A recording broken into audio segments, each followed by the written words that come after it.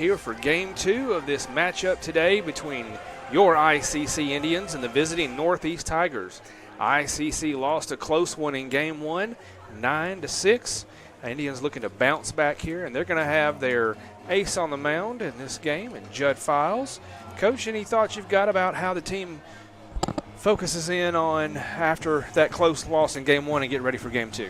Yeah, it's a lot easier said than done, but they've just got to flush it. You know, the second game's just as important as the first game. The first game just important as the second game. So, I mean, it's hard, you know, to take that loss, but we did get some fire there towards the end of the game. So hopefully we can take a little of that momentum going on, and we know that Judd has pitched well for us all season. We expect the same right here. So just ride it out, you know, and work, try to get that split.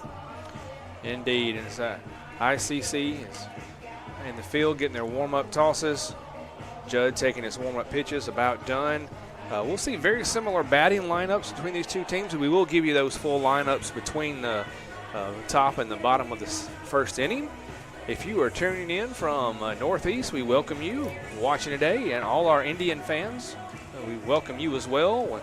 Remind you to always check in at letsgoicc.com for all your information about the various teams and their schedules and the events that are coming up, and also follow letsgoicc.com on all your favorite social media, whether that's Facebook, Twitter, Instagram, or anything else that Adam Gore has managed to get us out there. We've got it out there for you, and we thank you for tuning in today. You want to go ahead and talk about Files a little bit while he's warming up? We'll do it just now. It'll be just fine. Because he's got Judd coming from Morville, number 24, right-handed pitcher. He's a reverse transfer back from Mississippi State. On the season, he's got a 2.77 ERA, which is ninth in the conference ERA-wise. 6 wins, 1 loss. That's second. 6 wins is second in the conference. 39 innings pitched, 31 hits, 16 runs, 12 earned, 27 base on balls, and 60 strikeouts, which leads the MACCC, and that's 13.85 strikeouts every 9 innings, which is second in the MACC. And there's your Guarantee Bank first pitch coming to you at 6:29 p.m. We thank Guarantee Bank in Fulton for all their great support of ICC athletics. That first pitch going for a ball on the outside. This is Holiday, the center fielder. He looks at this one up and away. Ball 2. Holiday had a productive day at the plate in game 1, reaching several times and scoring as well. That pitch still up and not where Files wants it yet. So a 3-0 count to the leadoff hitter. Not what you want to do here. We have seen the damage that Holiday can do to us when he's on the base path. That one with the 3-0 red light allows him to just put one right there. Now the count 3-1 after that strike call.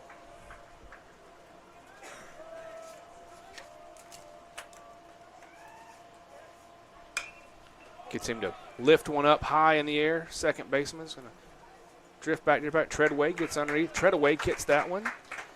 So first batter out with a pop out to second base. Great job there by Files of, you know, three pitches a little bit high, but then he gets a strike and then gets the out right there. Davis comes in. Remember, I think he had a bullseye on his back in game 1 there. He did. Hopefully Judd can aim as far away from his back as possible. Gets that one on the corner for strike 1. He was 0 for 3, but he scored 3 runs because of a 3-hit batsman.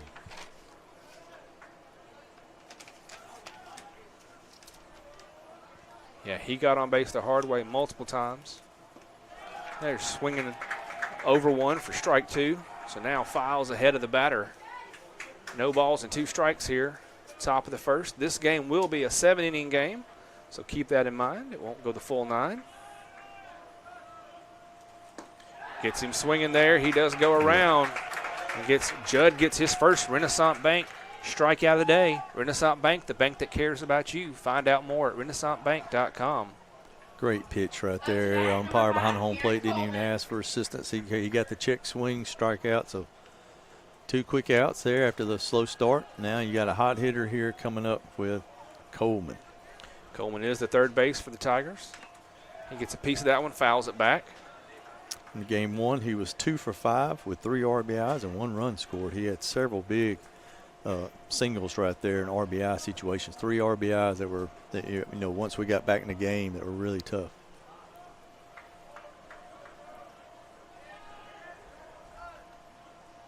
That one up and inside for ball 1.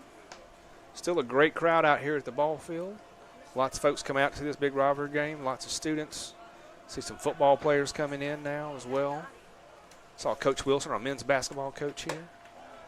Another one inside. That's going to be ball 2. 2-1 count now. Definitely Files comes in. He's got a little bit more pop, a little more velocity than what we saw in game 1. So 2-1 count, 2 outs. That one got him there looking. So that's only a 2-2 count. You got the radar up. That was a 90-mile-per-hour fastball. Files looking to finish him off here and get a 1-2-3 inning. Gets a piece of that one. Is it going to land fair? It just barely does, right down the right field line. It's going to go into the corner. He's going to turn 2. He's going to keep going for 3. Throw gets in. They're going to go to third to try to get him. It's not going to be enough. Big hit there for the Tigers with the 2 outs to get triple. And, I mean, if we can find a way to get away from Coleman, he is hot as a firecracker right now. He kind of got started off slow in that first game, but he has really turned it on his last 2 at-bats. Now his 3rd at-bat. That's 3 hits in a row for him. That is the way you want to do it if you're the Tigers. Meanwhile, the Indians looking to stop that kind of situation from happening like it did in game 1. This brings up Wells, the first baseman, batting with 2 outs and a man on third, and he is almost hit by one there. That one hung up way too far inside for what Files wanted, so 1 ball and no strikes. Wells 0 for 3 in the first game with the RBI and a walk and 1 strikeout. That pitch back inside, moves left to right on the batter and catches that corner. Evens the count, 1 ball and 1 strike with 2 outs here in the top of the first. No score yet. Files looking to get out of this inning. Leave that runner stranded at third. Gets a swing and a miss for strike 2. Wells' head got around quick on that one. So now with 2 strikes on the batter, Files going to look to try to finish him off and strand that triple at third. And step back.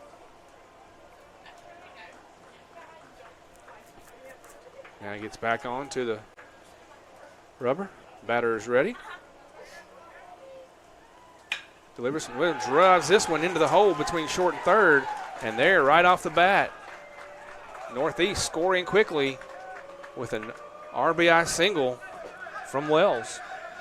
Tough at bat there for Wells. He's one of the run producers. I mean, just like the Indians, the Tigers right there. We got 2 quick outs, and they had 2 out rally, triple and a single, RBI single. So that brings Davis, the right fielder, to the plate. 2 outs and a man on first.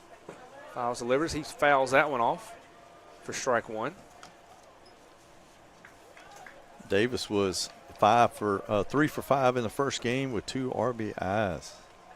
All singles. It was tough at the plate with those singles in game 1. There's a swing and a miss for strike 2. So once again, Files getting ahead of the batters, looking for a way to finish him off as he had 2 strikes on Coleman before the triple. He had 2 strikes on Wells before the RBI single. Gets him chasing one, swings, misses in the dirt, but it's going to be picked up and thrown out. So gets his 2nd Renaissance Bank strikeout and ends the damage at only 1 run. We'll take a break and come right back. Try Little Caesars Stuffed Crazy Crust. Everyone loves it, including Justin Jefferson and all his friends. Stuffed crust? Buttery garlic spread? That looks mighty delicious, Justin. It sure does, Mr. Pumpernickel. And at $9.49, it's the lowest price in stuffed crust with no strings attached. No strings attached? You want a piece of me? No, Mr. Pumpernickel. Justin, run. Order delicious stuffed Crazy Crust for $9.49 and get your game day delivered with Little Caesars. Pizza. Another great Saturday of college football. You're always pushing yourself. There's no time to rest. You keep moving forward. The only thing better than your last accomplishment is your next. What's next? What's next? What's next? So, Allie, what's next? I guess we'll see. Find a bank that's as excited about your future as you are. a bank that asks, What's next? Renaissance Bank, understanding you. Welcome back. We jumped to commercial and forgot to give you the lineups here, so we'll go ahead and let Coach Kurt give you the lineups for this game. All right, well, let's go with the Indians since they're coming up to bat right here. We'll start off with number 23, Jude Treadaway, playing second base. In the 2-hole will be McCarthy playing right field. 3-spot, Butler playing first base. Batting cleanup for the Indians today will be Collier, the catcher. In the 5-spot, Kent, the shortstop. 6-hole, Jackson, the DH. 7-hole will be Morris, the left fielder. In the 8-spot will be Ferris, the third baseman. And in the 9-spot, second leadoff spot, will be Andrew Williams, center fielder. So basically about the same lineup as what we had in first game, and they will be facing M.J. Paramore out of Brighton, Tennessee, a left-hander with a 6.75 ERA. He has got 3 wins with 2 losses on the season. He's got 26 and 2/3 innings pitched with 30 hits allowed, 24 runs, 20 of those are earned with 20 walks and 32 strikeouts. So he's got more strikeouts than walks, but he's got almost as many strikeouts as innings pitched, but he does have several walks. Well, he'll face ICC's hottest batter of the day, and Jude Treadaway here leading off the first for the Indians. And he gets him strike one there. Yes, Jude was 4 for 5 in game 1 with 3 runs and 4 RBIs on 2 2-run home runs. He added a double as one of his other hits. Paramore delivers. That one in the dirt for ball 1. 1-1 count now to Treadaway. Treadaway, I keep leaving off his middle syllable there. Treadaway, the leadoff batter for the Indians. That one outside and bounces away from the catcher. No one on, no damage. Count goes to 2 balls and 1 strike. Jude being from East Union, I'm sure he's been called lots of different ways. Those are good folks up there, right? They are good folks. They are hard to beat. There's no doubt. A lot of good baseball, softball players. We've been very fortunate to have each here at Itawamba come from that high school. That pitch high and inside moves the count to 3 balls and 1 strike. Allows Treadaway to be much more selective here on how we can approach this leadoff batting position for the Indians. He swings on one. It's going to fly out to center, and it's going to drop in the hole. No one can get there. So a leadoff single, just what ICC needs. Get somebody on base. Try to claw back that 1 run that we gave up in the top of the first. These young people listening won't know this reference, but Jerry Reed said, when you're hot, you're hot. And when you're not, you're not, but he sure is. He is hot as they come right now. Yes, sir. This is McCarthy, the Indian right fielder, at the plate now. No outs and a man on first for the Indians. Here in the bottom of the first for game 2. He chops one. He's going to go over the pitcher. Third baseman's going to come over. He's going to throw him out at first. That does advance the runner over, though. McCarthy was 2 for 5 in game 1 with 1 RBI. But, yes, he did get the runner over, which is a positive there.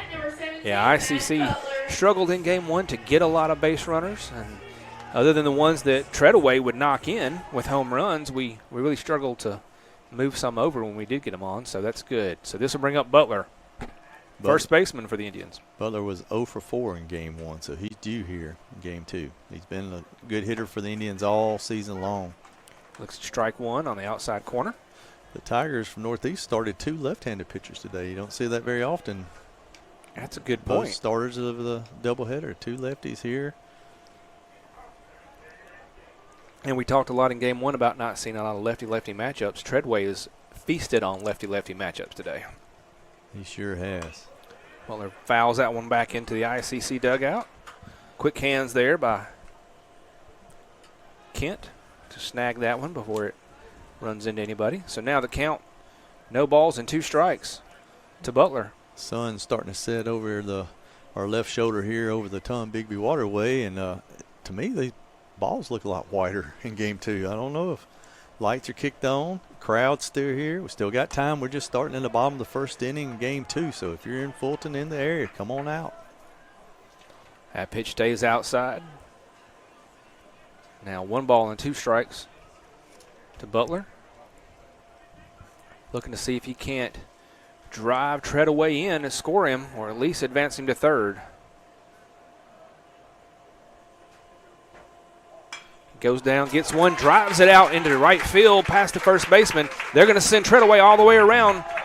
The throw goes to second, knocks down the second baseman for Northeast, but Butler never tried to advance past first. So an RBI single for Butler and a lot of speed shown by Treadway. It was. Treadway got a great jump on that ball, hit through the 4-hole on the right side. The right fielder bobbled it a little bit, but he did not. By the time the ball had gotten to him, Treadway was already touching third coming home, so it was going to be no play at home. And yeah, I don't know exactly what happened with the second baseman out there on that play, but I think just the hop caught him unaware, and he just perhaps his footing wasn't there. This will bring up Stone Collier, catcher for the Indians. Stone one out and one man on first base. Stone was 1 for 5 in game 1. He did have the double down the left field line. He looks at one low. Ball one there. Great answer by the Indians right there after the Tigers had put up the 1 with a 2-out rally in the top of the first to come back and see if we can add to that right here. Indeed, getting ours with only 1 out to tie it up. Gives an opportunity with men on base to keep going. That one low and away for ball 2 to Stone Collier. See some folks coming in from Biggersville here. Oh yeah, it's one of our football players, Dad. Oh, we got 2 of their sons here. That's right. That one in low. In fact, their younger son is on this baseball team, but is also on the football team as well. I'm talking about football, I saw where they're starting practice next week. I believe Tuesday, Wednesday, Thursday will be their first April 1st, 2nd, 3rd. Low, and they walk Stone on 4 straight pitches. So ICC in business here. 1 out, 2 men on. Brings up your number 5 hitter, Kent. He is playing shortstop for the Indians. Kent was 0 for 3 with a walk in the first game, and it looks like we're going to have a visit by Coach Harrelson, Northeast, come out and talk with his pitcher. Yeah, well, we take a moment here. You were talking about football and them starting practice. I want to make sure everyone knows about another big event coming up. That's going to be on Thursday, April 24th, and that is Chop Day here at ICC. And so that is a chance for you to come out and see basically a modified spring game for our football team. There will be food, there will be games and activities, there will be lots of stuff going on that evening. So make sure you watch for that advertised on our website, on our social media accounts. Come on out here, support ICC football.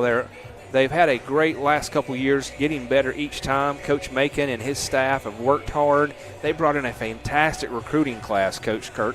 They did. They were, we had some good sophomores last year, and we were at recruiting day when they had signing day. And it was an exciting day to see what they have coming in. Got a couple of new coaches as well. They come in highly with a lot of experience, and they're excited about what we're going to see this spring. And of course, we are all really ready for football in the fall.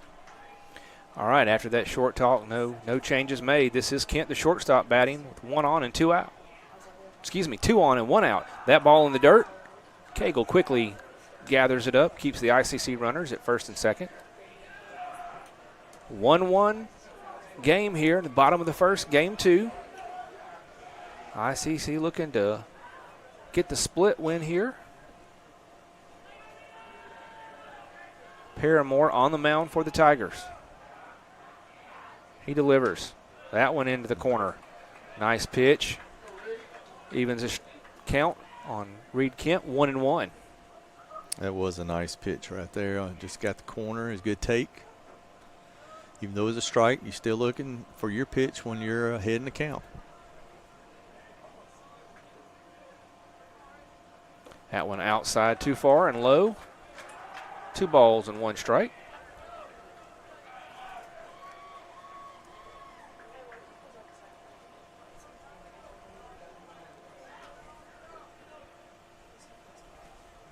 Kent looks at the 2-1 pitch. Gets contact, drives it. Second baseman's going to pick it up. He fumbles it. He has to go to first. Safe. It's safe. So an E4 there is going to allow Kent to reach safely. Both runners advance to second and third. So ICC now have loaded the bases. And so This bases loaded opportunity brought to you by Sam's Town Market. Remember, when you're ready to load your plate, just like the Indians have loaded the bases, make the right call and visit Sam's Town Market in Manatee. Jackson was 0 for 2 in game 1 with 1 walk and a strikeout. He has had some clutch hits for us all season. Man, talking about Sam's, that makes me hungry because I love stopping at Sam's Town Market. That first pitch in is a strike to Jackson, your DH in this game. Big opportunity early in the game right here. Like we said, the Tigers put up 1. We matched that 1 already. Now bases loaded. Can we get another one of those big extra base hits? That's what we need. See more members of the softball team coming in. A swing and a miss on the outside there. It's going to be strike 2 for Jackson. That was a good sequence by their pitcher who struggled a little bit. He hard fastball inside, then change up away. Got him out front, but 2-strike approach. We saw the Tigers have several 2-strike hits or walks as they work counts. Let's do the same thing, Indians. The catcher was set up way outside on that one like they wanted to chase, but then the ball came back in almost into Jackson's feet. So maybe a little miscommunication between pitcher and catcher there, but that gets ball 1 and 2 strikes. Got you third baseman's playing up, but everybody else is back conceding the run or trying to play for a double play. Swing and a miss on the outside does get him to chase that time. That was an excellent pitch. I think that was another change up away. He took something off, and that ball had some run on it as well. So that's the first Renaissance Bank strikeout of the day for Paramore. Renaissance Bank, the bank that cares about you. Find out why at renaissancebank.com. So now bases are still loaded for the Indians, but now 2 outs. This brings Morris, the left fielder, to the plate. He swings the first pitch, chops it back foul. Morris was 1 for 3 in game 1 with 2 runs scored, a walk and a strikeout. Need one of those hits right here. Be huge for the Indians.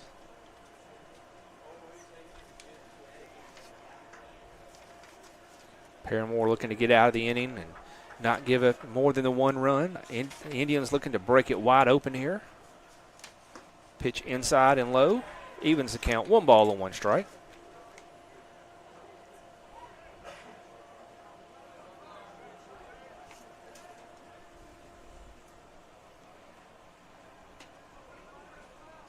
Morris looks in, ready for the pitch. Watches that one come in the right corner. Umpire's been kind to pitchers with that corner there all day long. Paramore has settled down. The error by the second baseman, and he's buckled in here with the bases loaded. We're going to battle with these 2 strikes. Swing, contact, but going to go foul. Keeps the count at 1 and 2. Coach Collier, smooth and calm over there. Didn't even move, didn't even worry about that foul ball. Coach Collier's not going to make a play. You know, he was an All-American DH at Delta State. He's in their Baseball Hall of Fame, Athletic Hall of Fame, but as a baseball player, yes, he liked hitting that ball more than catching it. That pitch inside. So now an even up count. 2 balls, 2 strikes, 2 outs here in the bottom of the first. Bases full of Indians. An opportunity for ICC to get a big lead here if Morris can get something down in a gap. He's been working him in, but you got to watch that change up away. He got the last hitter on. That one comes in low. Runs a full count. So our runners will be in motion right here. That's a positive. That means they'll be moving. Single will score the runner from second base, or should. Anything that gets to the outfield grass.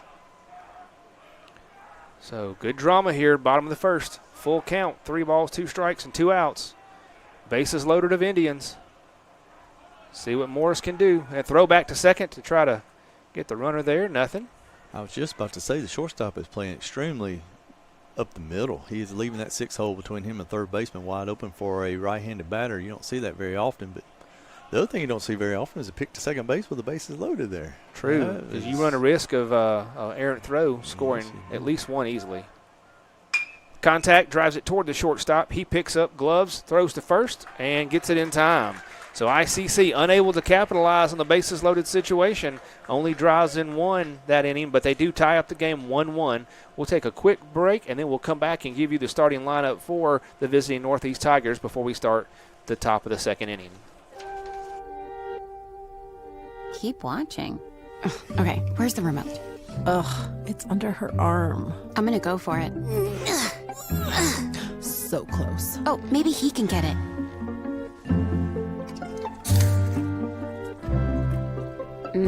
Guess not. I mean, can you blame him? We're delicious. Delicious and sugar-free. Delicious and caffeine-free. Yep. Anyway, about that remote. Welcome back, Indian fans. We, as promised, are now going to bring you that starting lineup for the Northeast Tigers. Of course, both of these starting lineups brought to you today by Tupelo Coca-Cola Bottling Works. We know that Coach Collier has got their winning combination, just like Coke and ICC, a winning combination. So here we go with the lineup for Northeast in Game 2, Coach. Northeast will actually go with the same exact lineup that they had in Game 1. They'll lead off with Holiday playing center field. In the 2-hole will be Andrew Davis playing shortstop. In the 3 spot, Coleman playing third base. As we saw, he's already got a triple and scored in this game. Cleanup hitter will be number 27, Wales, playing first base, who knocked in Coleman in the top of the first. In the 5 spot will be number 3, Cooper Davis, playing right field. In the 6 spot will be number 2, Cagle, the catcher. In the 7 spot, number 13, Sandlin, playing left field. 8 spot, number 26, Hall, the DH. We had a big home run in the 9th inning of Game 1. And in the 9 spot, number 6, Gilmore, second base. And as we said, Paramore is the pitcher for the Indians as well. Indians back on the field now for the top of the 2nd inning. Judd Files, Morville, pitcher, on the mound for the Indians here in Game 2. Judd should feel good that his team was able to come back and get him that 1 run there in the bottom of the 1st to tie it back up. So it's a whole brand new ball game starting. We're starting a 6-inning ball game, minimum 6-inning ball game. Here in Game 2. You'd be like Lee Adams and jinxing things. And Lee used to say, oh, this is almost over. So this will bring up number 2, the catcher, Cagle, for the Indians. And we got our catcher. Collier's going to go over. I think they have a issue with the call box. New technology. Yes, the technology of the earpiece or the wristband, calling the pitches and stuff. But we do have Cagle coming up. He was 0 for 1 in Game 1 because he had a sac fly and hit by pitch and was walked twice. So he got on base 3 times and drove in a run with a sacrifice fly. You don't see that stat line very often, 0-1. And to be on base that many times. So that was huge for them in the 6th hole in Game 1. So we need to just attack him and see if we make him hit his way on in Game 2 here. He also had an opportunity to score at the plate, was thrown out by Morris from left field. So he had a very productive day despite the 0 for 1 stat line there. He takes the first 2 pitches from Files outside for ball 1 and 2. This one catches the corner Judd was looking for. So now a 2-1 count.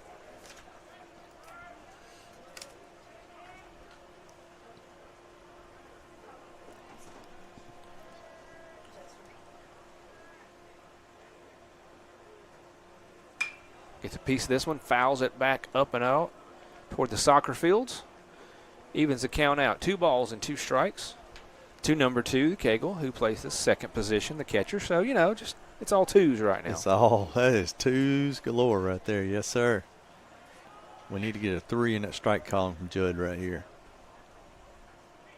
Got one outside, blocked up by Collier. Runs the count to full. 3 balls and 2 strikes.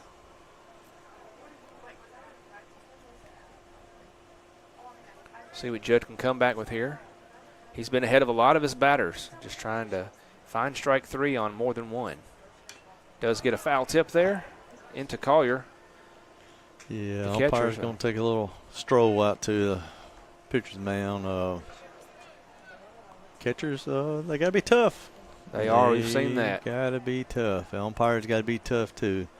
You got a ball, you got a pitcher that says 92 on that pitch right there, and it gets fouled off into you.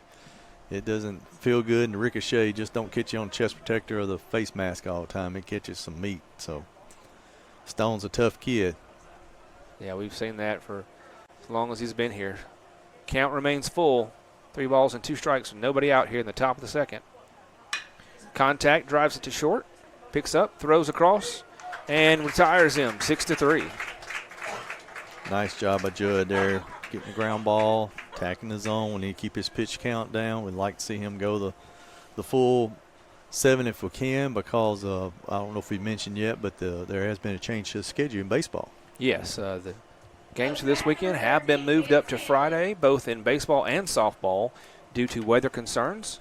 ICC will be here hosting Colin, and his baseball team will go down to Wesson to play there. I believe both of those on Friday be 1 o'clock starts, I believe. I agree with you on that Must one. be rain, because I saw that where Northeast is playing Gulf Coast this weekend, and both of theirs have been moved up to Friday as well. Well, that and the fact I can't get my yard dried out enough to cut it, so definitely means rain. That pitch is going to go high and back to the backstop. So 2 balls to the number 7 hitter, Sandlin. He is the left fielder for the Tigers. Sandlin was 0 for 4 in game 1.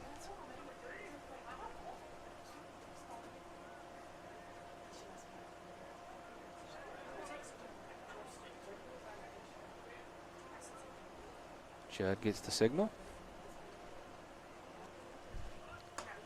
Sandlin kind of shows bunt there, but pulls back. Ball stays outside, so now a 3-0 count.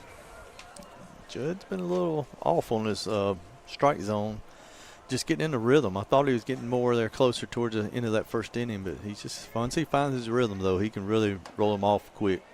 That one does catch the corner. So now a 3-1 count to Sandlin as Judd continues to battle away here.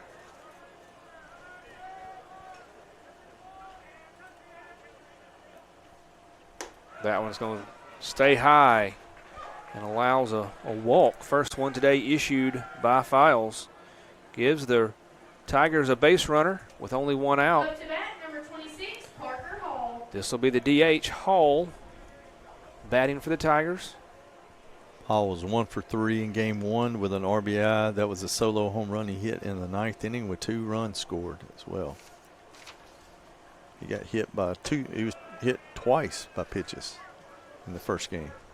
Yeah, those Tigers are going to need a little bit of baby aspirin on the ride home. There's so many guys that got hit in the first game. They're going to feel those tomorrow morning, I'm afraid. That ball 1, so that's another leadoff ball by Files. Those up and down the middle, gets a strike, and then a snap throw down to first, not in time. Hall did show bunt on that one. Pulled back, but still took the strike. ICC trying to watch for that hit and run situation here, or the bunt, either one. So 1-1 count with 1 out.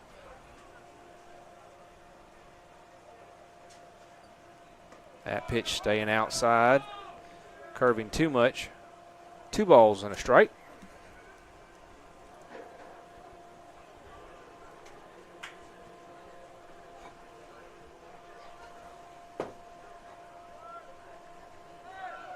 Paul up in the air.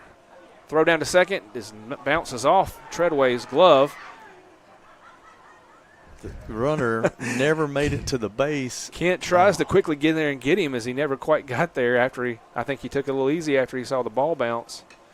But it does end up as a stolen base for Sandlin. That ball carries another 3 or 4 inches. He catches that in the air, and he just kind of short hopped him and went off the edge of his glove. And it's like they water the field in between games, and I think he stuck. He didn't quite get to the base, and we almost ran him back down and tagged him before he ever stepped on the base. Good effort by Kent to try to make that happen. This one lifted out to right. Right fielder underneath it, gets it. Runner looks at tagging, but decides to go back to second and stay there. So fly ball to right from Hall, gets the 2nd out of the inning. Good job there by Judd. Come back and battle. Now you got the number 9 hitter, and you need to go at him, keep this game tied, and let us get back in the dugout and swing the bats. Gilmore, the second baseman, he was trouble in the first game for ICC. He comes to bat with 2 outs and a man on second. Tie game, 1-1 here in game 2.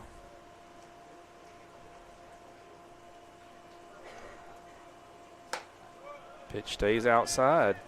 In that 9 spot, Gilmore, like we talked about, he was a pesky. Just a pesky, Good work. hard out in game 1. Just what you want a 9-hole to do. He had 3 singles, 3 for 5. He lifts this one out to right. That's in the gap. Center field's going to run. That's going to be in the gap. It's going to go all the way to the warning track to the wall. He's going to keep running. They're not going to slow him down. He's going to go all the way to third. Ball gets away from the infielders, but he is staying at third. So a 2-out RBI triple. We just talked about pesky. That was beyond pesky right there. That ball is the way you want to hit one opposite field. I mean, he split the gap. We were playing him, shading him a little bit to the pull side in center field, and there was no way anybody was getting to that ball. But, yeah, for 9-hole hitter, produce is big for a team and get it back to your lineup. I mean, and to get to third base here with 2 outs is huge because you got to, a wild pitch pass ball. You only have to get a hit to score right here with getting to third. Files again struggling to find the strike zone as he gives another leadoff ball. So he's going to continue to work to try to fine-tune where his locations are. 1-0 count here, going top of the lineup to Holiday. That one in for a strike. He got Holiday to pop out to the second baseman to lead off the game. Looking to get him out for a second time and end this inning.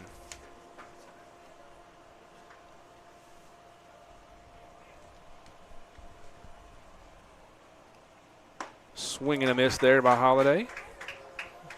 Runs the count to 1 ball, 2 strikes. 2 outs here. Great pitch. That was a slider curveball, 80 miles an hour coming after that 90-mile-an-hour fastball. Gets him swinging. Drop, but throw down to first is in time. So the second Renaissance Bank strikeout of the day for Judd Files ends the threat from the Tigers in the second. We'll take a break and come back with the bottom half of the second inning. Another great Saturday of college football. You're always pushing yourself. There's no time to rest. You keep moving forward. The only thing better than your last accomplishment is your next. What's next? What's next? What's next? So, Allie, what's next? I guess we'll see. Find a bank that's as excited about your future as you are. A bank that asks, What's next? Renaissance Bank. Understanding you. All right, Little Caesar's Crazy Puffs. Whoa!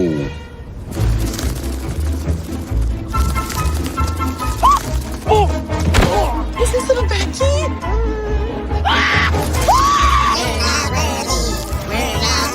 Birthday cake comes in. It is so cute. My dad's eating Crazy Puffs again. Don't ask. Whoa. Have you tried the new bacon ones? There are bacon ones? Pizza. Guaranty Bank, formerly known as First American National Bank, is a proud supporter of ICC Athletics. Visit gbtonline.com. Guaranty Bank. We're more than a bank, we're a community.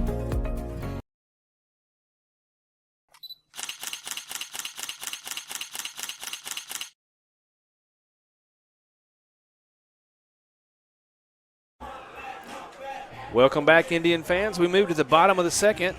8-9-1 batters due up for ICC. That's going to be Ferris, Williams, and Treadaway. Ferris playing third base. His first at-bat of this game. Ferris was 0 for 4 in game 1, so looking to turn it on in game 2 for us. That one inside, bounces off the catcher's mitt. Also saw Ferris do a little pitching in game 1. So. He did. He was a third baseman, a pitcher, and a designated hitter. That pitch low, for ball 2. I bet you used to do that in your day. You probably played 7 or 8 positions a game, right? You were such a good utility player.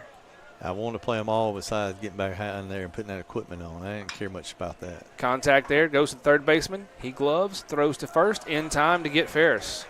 Excellent play there by Coleman at third base. That's what you want to do. You want to attack the ball, and he got the short hop. He didn't stay back on it and get eat up by it.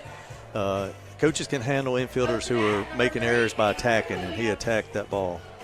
Yeah, runs in, gets that one. And a good throw as well, as he was on the run the entire time, scooping the ball, running and throwing. Let's bring up the 9-hole hitter for the Indians, Williams, your center fielder. Pitch low for ball 1.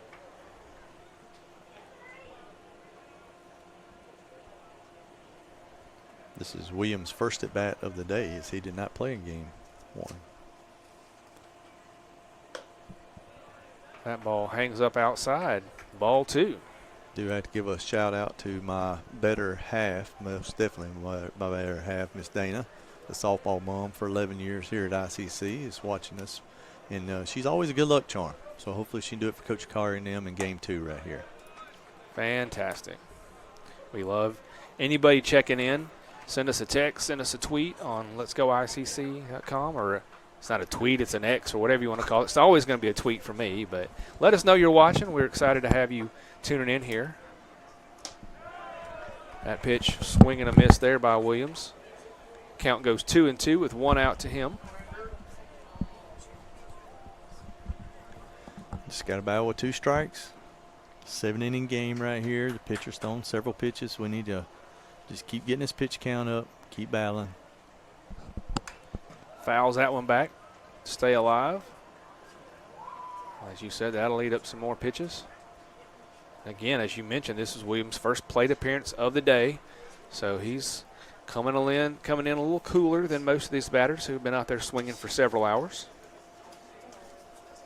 Looking to see what he can do on behalf of the Indians. Watches that one go outside. Another one that bounces away from the catcher, but with no one on, no damage. So Williams able to battle back to a full count here. 3 balls and 2 strikes. Bottom of the 2nd inning for the Indians. Down by 1 run. Northeast leading 2-1. That pitch right in the center. Williams looks at one, and it gives Paramore his 2nd Renaissance Bank strikeout of the day. That's only Williams' 8th at bat of the year, so he's coming in, like I said, not many at bats, hadn't played, cold, but we know this guy right here, what he's done today. He has been on it both in game 1 and leading off this game 2 with a single. Eventually scored the run for ICC they have so far. Jude almost gets hit by that one, as that ball started inside and never stopped being inside.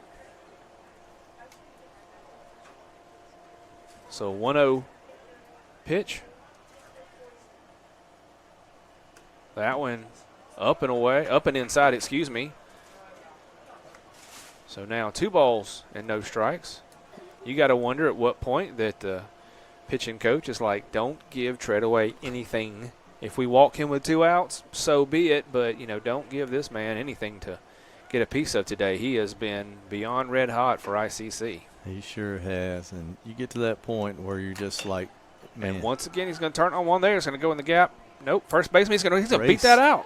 Oh, they're going to call him out. Coach McCrory,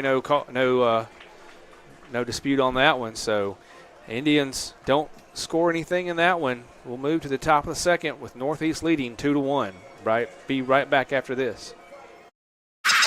It's the Fast Break Sports Show that starts your day.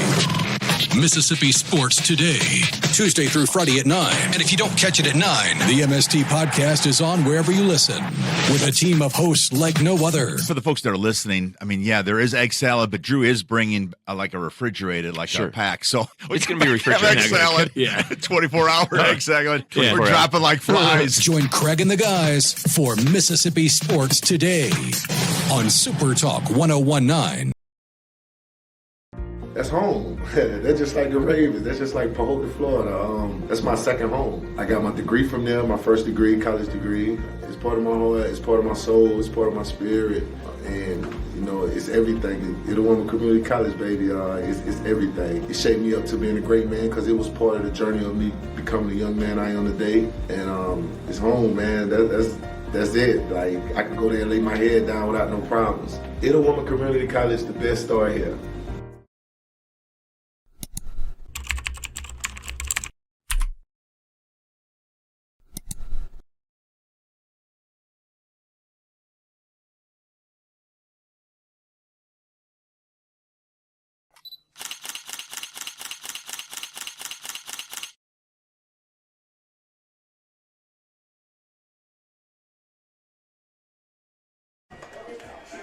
Welcome back, Indian fans. We move to the top of the third inning here in Game 2.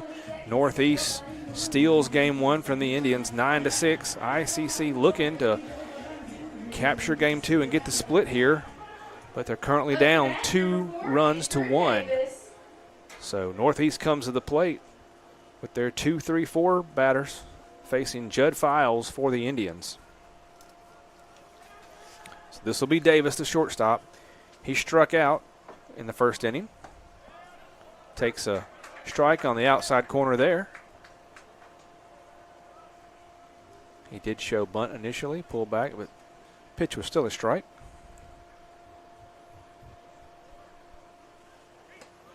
A little low and away on that one for ball 1.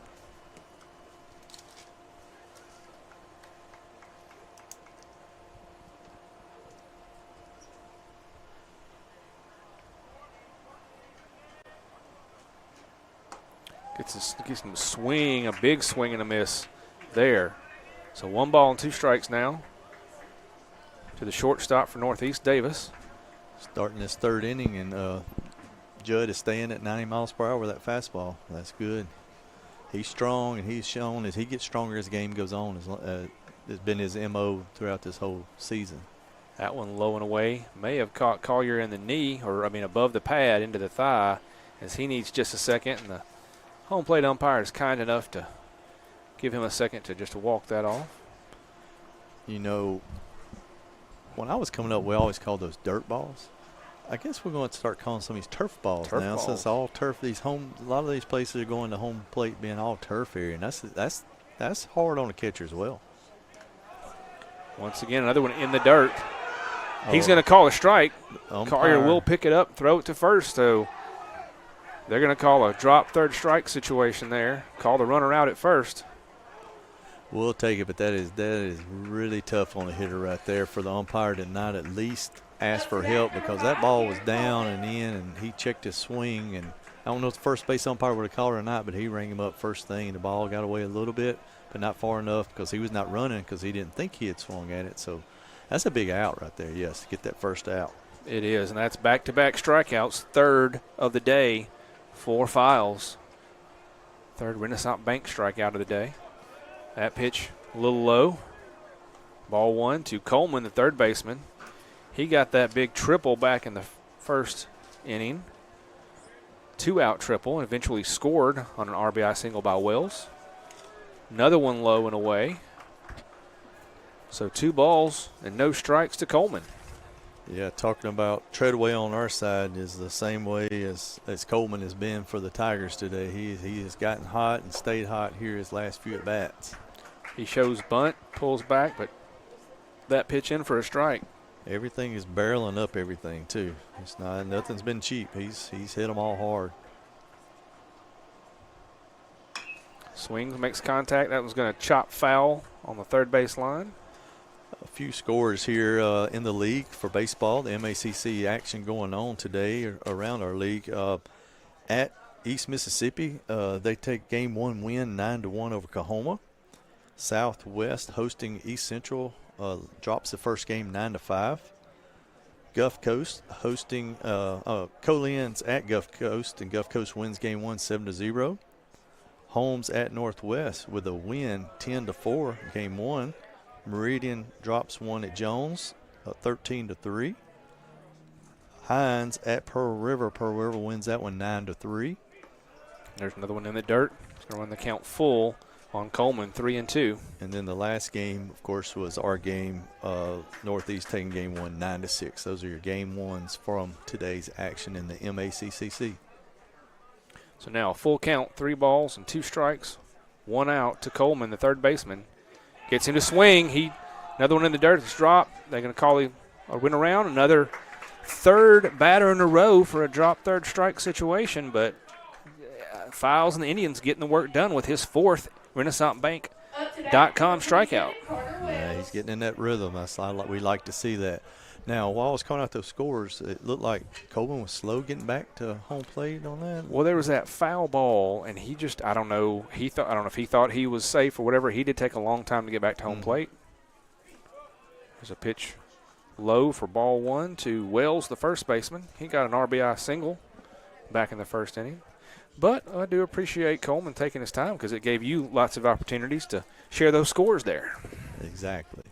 And I see our Indians are playing a little further back, trying to, hold Wells. He's a power hitter. Hold him to single. Make them have to find ways to score and not have any extra bases right here with 2 outs. Since, in the first two, top of the first, top of the second, the Tigers have scored their 1 run with 2 outs. They've had 2-out rallies.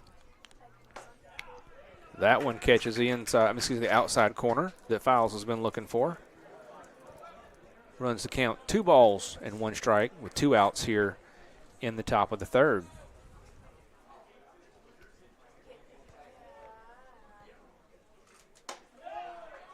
That looked like the exact same spot to me, Coach Kirk. I'll let you explain to me how that the last one was a strike and that one wasn't. I flinched and I put out my hand, so I called it a strike. But I guess I didn't relay that down to the umpire. He flinched a little bit as well. 3-1 is the count. That one does catch enough of the umpire's liking. So a full count. 3 balls, 2 strikes, 2 outs, 2 Wells. The cleanup hitter for the Indians here. The Tigers here in the top of the third inning. Hearing some chirping noise from the Tiger dugout. Outside corner gets him. Wells isn't going to like it, but that was a spot that's been given all day to all the different pitchers we've seen. So he'll slowly walk back to the dugout, and we'll take a break and come back with the bottom of the third inning. Another great Saturday of college football. You're always pushing yourself. There's no time to rest. You keep moving forward. The only thing better than your last accomplishment is your next. What's next? What's next? What's next? So, Allie, what's next? I guess we'll see. Find a bank that's as excited about your future as you are. A bank that asks, What's next? Renaissance Bank. Understanding you. They say Diet Coke is a mom's drink. Well, you copied her jeans, her spin, her shoes, her scrunchie, and whether you realize it or not, her music. Now, copy her drink. Drink what your mama gave you.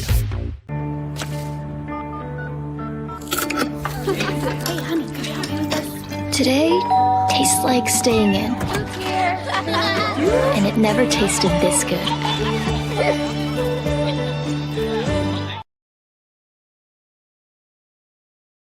Guaranty Bank, formerly known as First American National Bank, is a proud supporter of ICC athletics. Visit gbtonline.com. Guaranty Bank. We're more than a bank, we're a community.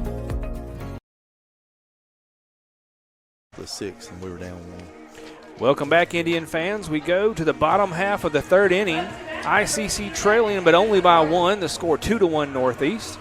With a little correction there, don't want to short Judd Files for ICC. He now has 6 Renaissance Bank strikeouts. Renaissance Bank, the bank that cares about you. Find out why at renaissancebank.com. So Evan McCarthy, the right fielder for ICC, comes to the plate here. So in this third inning, the Tigers in the top had the 2, 3, 4 hitters up. We got 2, 3, 4 hitters up. Judd struck all 3 of theirs out. Let's see what our Indians can do here in the bottom of the third. Second time seeing Paramore. That went in, but low. So McCarthy quickly ahead, 2 balls and no strikes. Going to look for a pitch that he can barrel up and take somewhere. He grounded out to third baseman in the first inning. Another one. Oh, that one called a strike. Thought it was a little low, but must have caught that inside corner. So 2 balls and 1 strike now to McCarthy. Still got fans coming into the game. Like to see that because we know this is a big rivalry. A lot of area players playing against each other right here for both teams. And it's one of the 2 biggest turnouts we're going to have in baseball. This one and Pearl River are the 2 of the most well-attended ones. That one's going to be contacted, lifted up into right field. Right fielder drifts back, gets underneath it, and Davis does bring that one in. Fly out to start the inning for McCarthy. Now batting number 17, Madden Butler. Madden Butler, your first baseman, had an RBI single back in the first when he drove in Treadaway. He got stranded at third. Looking to get the back-to-back on-base opportunities here. Takes one low and away for ball one. It's also a great fundraising opportunity for our BSU, who runs the concession stand here, helps them with their missions. So if you're in the stands and listening, make sure you've purchased something from them today. Another one low. The BSU has always been, year in, year out, had really good food in the concession stand too. You will not be disappointed if you go and order anything. They don't put anything cheap out there as far as the quality, and the pricing is very good where you can afford it. So, yes, I say kudos. Go visit. We could be here for a while. That pitch there on the corner makes it 2-1. Another low pitch. Runs it to 3-1. You know, I was pulling in the parking lot today, and I saw Gore's car, and I was like, did he drive all the way back from Wyoming already? No. I think he's pedal carring it, using his Flintstones feet. That one's driven out to right center. Right fielder's going to come over. He gets underneath that. So back-to-back flyouts to right for the Indians here in the third inning. Off the bat, that ball looked like he was going to find that gap, and he just had that tail and kept cutting back towards the right fielder. Right fielder did a good job covering some ground out there. Speaking of Gore and cars, if you were going to be on a 22-hour road trip with Adam Gore, Chad Case, Brad Boggs, and Colin Minga, what do you think that's been like? I'd volunteer to stay in the work baseball game. There's a pitch in for a strike to Collier, the catcher for ICC. I just hope somebody's writing down some of the conversations, because I'm sure there's some good ones going on. Makes contact, fouls that one back in the net. He's quickly down 0-2. For legal reasons, they may not want any of that written down, actually. Come to think about it. They probably saved or solved, I should say, many of the world's problems, or attempting to, on their way and back. The 0-2 pitch, way outside. So 1 ball and 2 strikes to Collier here. But yes, anybody that was not listening in game 1, our women's basketball team did fall today. They did lose in the national basketball tournament out in Casper, Wyoming, but we are super proud of them and the great year that they had. Coach Porter and her team and her assistant coaches just need to have kudos to them on a championship season. Absolutely. Very proud of those student athletes, the coaches, the managers, cheerleaders, everybody that got involved that was a piece of that season. The 2-2 pitch to Collier. Gets a piece of that one, fouls it back over the backstop here. So the count stays 2-2. ICC trailing by 1 run here in the bottom of the third inning in game 2. Paramore's doing a good job. I've been watching the scoreboard here lately. He's been 88 with his fastball and then 80 with his changeup, off-speed type pitches, 78-80. Another one foul back up and over us in the ICC Alumni and Foundation broadcast booth. If you'd like to find out how you can help support ICC, go to iccms.edu/foundation.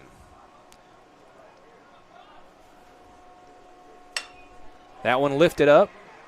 Going to go into center field. Holiday's going in, but he can't get there. That's going to drop in for a 2-out single for Stone Collier.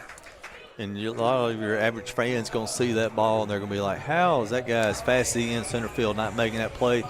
When that ball came off the bat, he thought it was hit really hard, and it was hit off the end of the bat. And it had the carry like it was going to, and then just it did not have the power behind it, and it fell in. We'll take it because Kent has hit some balls hard this year. Has hit some home runs. And, hey, all about the Indians getting a 2-out rally going here in the bottom of the third. Yeah, if the Tigers can do it, the Indians can do it too. This is Kent, the shortstop. He reached on an error in the first inning, was left at first base. Drives that one right through the glove of the shortstop. They're going to send Collier. Nope, they're going to hold him up at second. So that was hit right at that shortstop. Very little time to react. So I'm going to call that a 2-out single for Kent. Keeps keeps things rolling for the Indians. And our stats are unofficial. The Coach Collier and them, they look at it. But that ball coming off a left-handed bat, and it was cutting away from that shortstop. And some people call that the Olay, but it's pretty much the only shot he had. It's get it real quick, or it's already you have no chance. It was clearly a reaction. All they could do. Yes. Jackson, the DH, swings the first pitch, lifts it up into shallow left. Shortstop drift back, grabs it in. So the Indians strand 2 on the bases and don't add anything to the score. We'll move to the top of the 4th inning. ICC still down 2-1.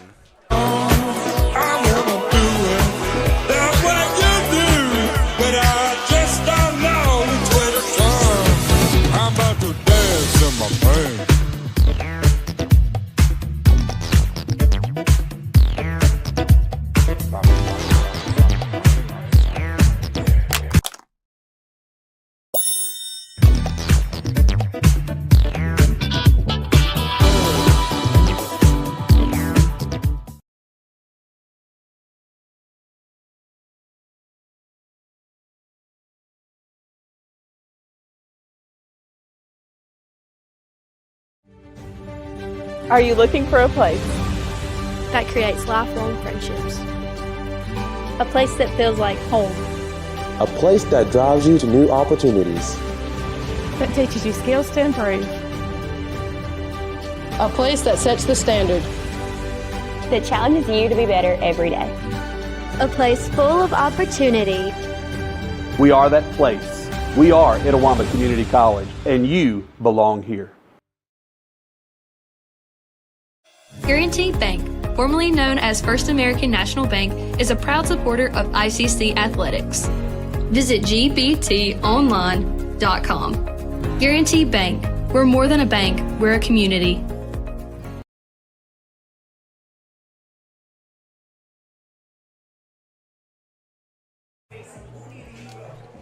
Welcome back, Indian fans. We move to the top of the 4th inning here in Game 2 between ICC and Northeast.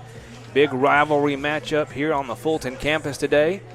Northeast pulls out the victory in Game 1, 9-6. ICC looking to get that split here. Currently down 2-1. We go to the the middle of the lineup for the Tigers, as it'll be the 5, 6, 7 batters. Davis, Cagle, and Sandlin coming up to face Judd Files of ICC. Judd having a good day so far. He has given up a couple runs, but he's got 6 Renaissance Bank strikeouts and only walked 1 batter so far. That's exactly right. That's the key. He has found his groove. He struck out 3 in a row to end the last inning. A little tidbit here on Cooper Davis. He's a Ripley native. His high school coach, Joel Gafford, is one of my former players. Well, look at that. Yep, and if he's listening tonight, he knows that I taught him everything he knows, but not everything that I know. Because I know he didn't get that from his dad, George, or his brother, Tim, but if he's one of those former players that you like to. He's been so successful as a high school coach and great guy. We've had several players here that have played for us at ICC, and just you love to see those successful former players and stuff. Files now finds himself behind Davis. 2 balls and 1 strike. Got him strike 1 on the first pitch. The last 2 have just been low and away and not in the zone. So see, we'll follow up here. Contact. Ground ball to shortstop. He picks, gloves, throws. Nice play there by the infield. Nice throw there by Kent coming across. And this will bring up Cagle, catcher. He grounded out to the shortstop to lead off the 2nd inning for the Tigers. We talk about this league and how tough it is calling out some of those scores. You know that there were 4 teams this week in our baseball that were ranked in the National Junior College Association. Pearl River is number 2. East Central, who we played on Saturday, was number 4. Jones, 10th. And then these Northeast Tigers went 4-0. I think it's the first time since in 4 years that they've been ranked after going 4-0 last week. They're ranked 23rd in the country. Yeah, it is tough top to bottom. We thankfully don't have LSU Eunice. They moved to Division I, but they are still highly ranked even though they've moved divisions. And I think they were ranked in the top 5 when I looked earlier today. I agree with your silent but invisible comment there, Coach. I thought that one was a strike too, but it's a 3-0 count to Cagle. It's been called a strike more times than a ball. That one deep inside. So he's going to walk him on 4 pitches. Gives the Tigers a base runner with 1 out here in the top of the 4th. We'll bring up Sandlin. He walked in the 2nd inning and later stole second base and eventually scored on a double by Gilmore. So he'll have an opportunity here from the left side of the plate with a man on and only 1 out. He shows bunt, pulls back, takes the strike.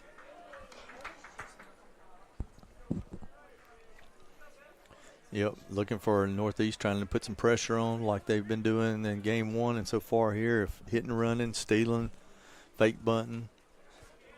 Showing bunt might be a slash right here where he shows, pulls back and hits. That went inside on the batter, but blocked up by Collier. Runs a count 1-1. We've talked about Cagle, who's over at first back in Game 1, that he had pretty good numbers for a catcher, but he did get thrown out trying to advance to home and was a third out of an inning. I think the umpires were worried about some cars with some headlights there, taking care of that. Yeah, I see one that's pointed towards the field is sitting there. They're trying to get somebody over there to get them to turn their lights off while they're watching the game. Chops this one back to the pitcher. He goes to second, almost goes too high. Catcher almost takes out, the runner almost takes out his legs, but they do get the force out at second. So a fielder's choice there for Sandlin. Cagle's going to be out 1-6 at second. Yeah, Kent looked like the elastic man right there. He really stretched out. I thought when his first hit might have a chance at a double play type ball, but not a great throw, but that's the scenario you want. You want to get one. Getting one's okay, getting none is not. So they got the one, so now 2 outs.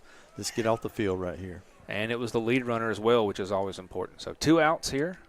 Man on first for the Tigers. That first pitch to Hall. Low for ball 1. He flew out to right field in his first plate appearance of this game back in the 2nd inning. That one low and away. He finds himself quickly ahead of the pitcher, 2-0.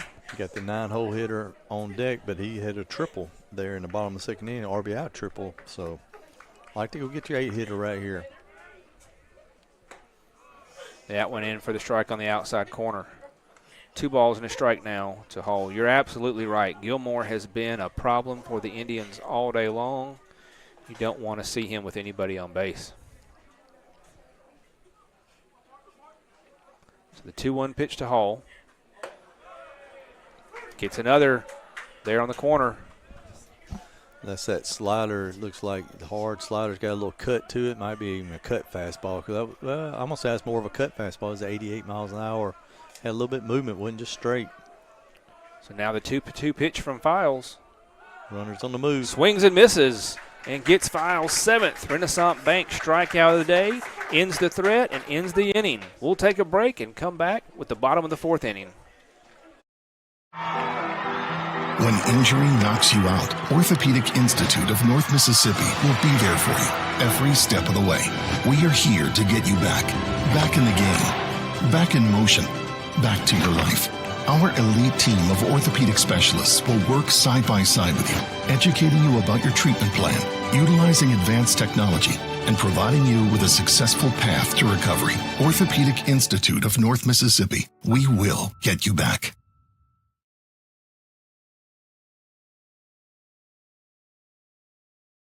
LSU takes it. We'll be back next March.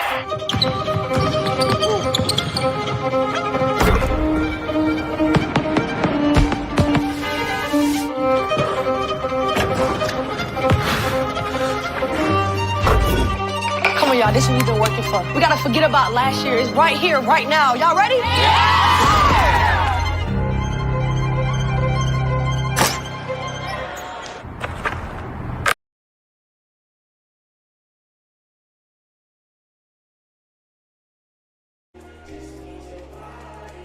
Welcome back, Indians. We move to the bottom of the 4th inning. Judd Files working well for ICC. He's got 7 strikeouts and only 1 walk, has limited Northeast to only 2 runs. But the ICC bats have got to come alive and give him some run support. We move to the 7, 8, 9 batters for the Indians. This is Morris, Ferris, and Williams coming to the plate. Another barn burner, 2-1 game. Got the bottom of the order here for the second time. Need to get 1 or 2 base runners on right here in the bottom. Get it back around to Treadway, McCarthy. First pitch down the middle but low to Morris for ball 1. He grounded out to the shortstop in his first plate appearance, back to end the first inning. Swings and misses at that one as he gets swinging over the top of that one. Evens the count, 1 ball and 1 strike.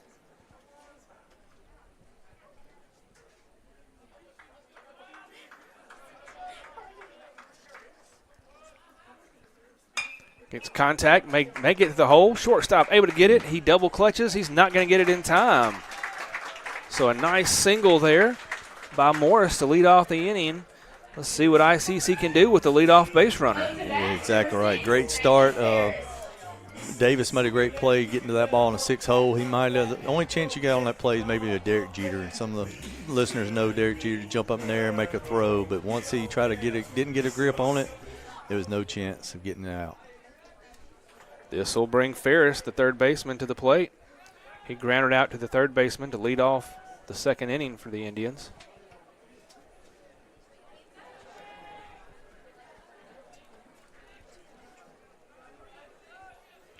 So another throw over to first to try to keep Morris there. So no outs. A leadoff runner at first for ICC, looking to tie this and take the lead here in the bottom of the 4th. Remember, this is a 7-inning game, so you got to work with a little more urgency here. Bunt shown. Fouls that one back after the contact. Looking sack bunt there, trying to get that runner in scoring position with number 9 hitter coming up. It would, correct. It's like might have a pinch hitter on deck. Yeah, that looks like Stallknocker is out there. The left-handed hitter. No, Ferris is going to get this bunt down. Rolls out. Good Pitcher bunt. picks it up. He goes to first for the only he can, but the sack bunt does advance Morris over to the left, over to second base. That sack bunt brought to you by the ICC BSU, reminding you of the ultimate sacrifice paid for our sins. The Baptist Student Union meets Monday night at 7:07 in the Fine Arts Building.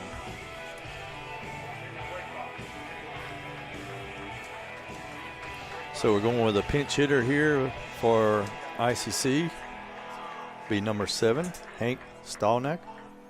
That is correct. He is a left-handed batter against a left-handed pitcher. But he has had some success this year. A lot of success, batting .375 on the season. Has 1 double, 9 RBIs, has more walks and strikeouts, 7 walks, only 6 strikeouts. So, time of the game, bring him in right here. Like I said, it's a short game. It's only 7-inning game, so bottom of the 4th. That's a big tie and run out at second base right now. First pitch from Paramore to Stallknocker is low, so ball 1 with 1 out, runner on second. Looking to advance him home and tie this game up. Looks to swing at that one and pulls back, but does take the strike on the lower outside corner. So now the count even, 1-1.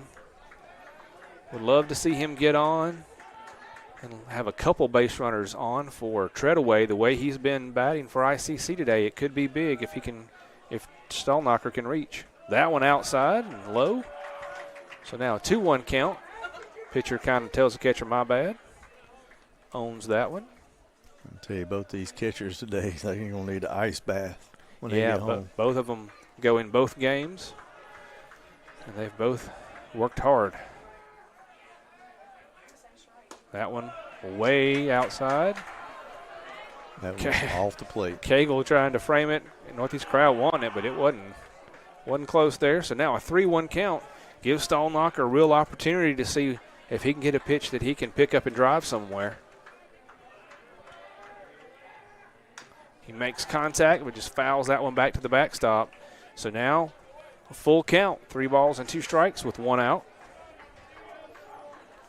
Great battle right here. He's seen several pitches, so just keep battling. Need that 1-out base hit right here. Full count pitch. He makes contact, fouls this one back out over the left toward the concession stand. Count remains full. 3 balls and 2 strikes. ICC dugout getting excited over there, trying to cheer on Stallnacker to get the game tying hit right here. He's battling. Big opportunity for the Indians here. Take advantage of this. That ball lifts up high, stays there, and that's a 1-out walk. Puts men at first and second for the hottest hitter of the day for ICC. This comes Jude Treadway. Up to bat, number 23, Jude Treadway. That was a great at-bat. They got a good count, fouled off a pitch, and then laid off that high ball. So with 1 out, runners at first and second, ICC goes back to the top of the lineup with Treadway, your second baseman.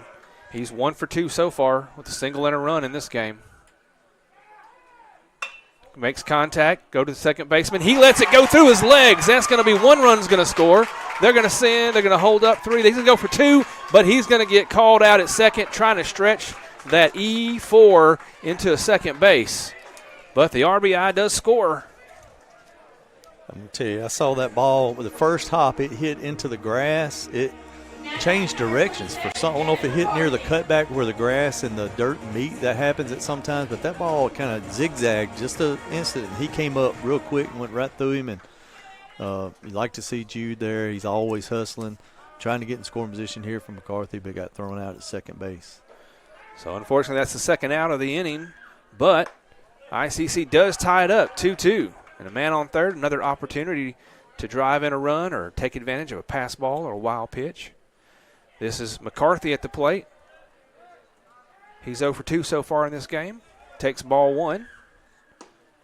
Another one low, 0-2. Like Paramore trying to get that inside corner on McCarthy so that he can't get a hold of something, but hasn't got a strike in there yet. Getting a little cooler, a little damp air kind of rolling in here, but it doesn't matter. McCarthy, if he can get his pitch right here, 2-0 he likes, we know he can hit one anywhere. And he's about due today. Gets contact, out to left, not going to get there in time, and it bounces over the left fielder. 1 run's going to come in. McCarthy's doubling, he's booking, he's going for third. He's in Cutoff is not there in time. It's another wild overthrow. So a 2-out RBI triple for Evan McCarthy. As you just said, Coach, you knew he could come through when he needed to. He hit that. That ball was hit on a frozen rope.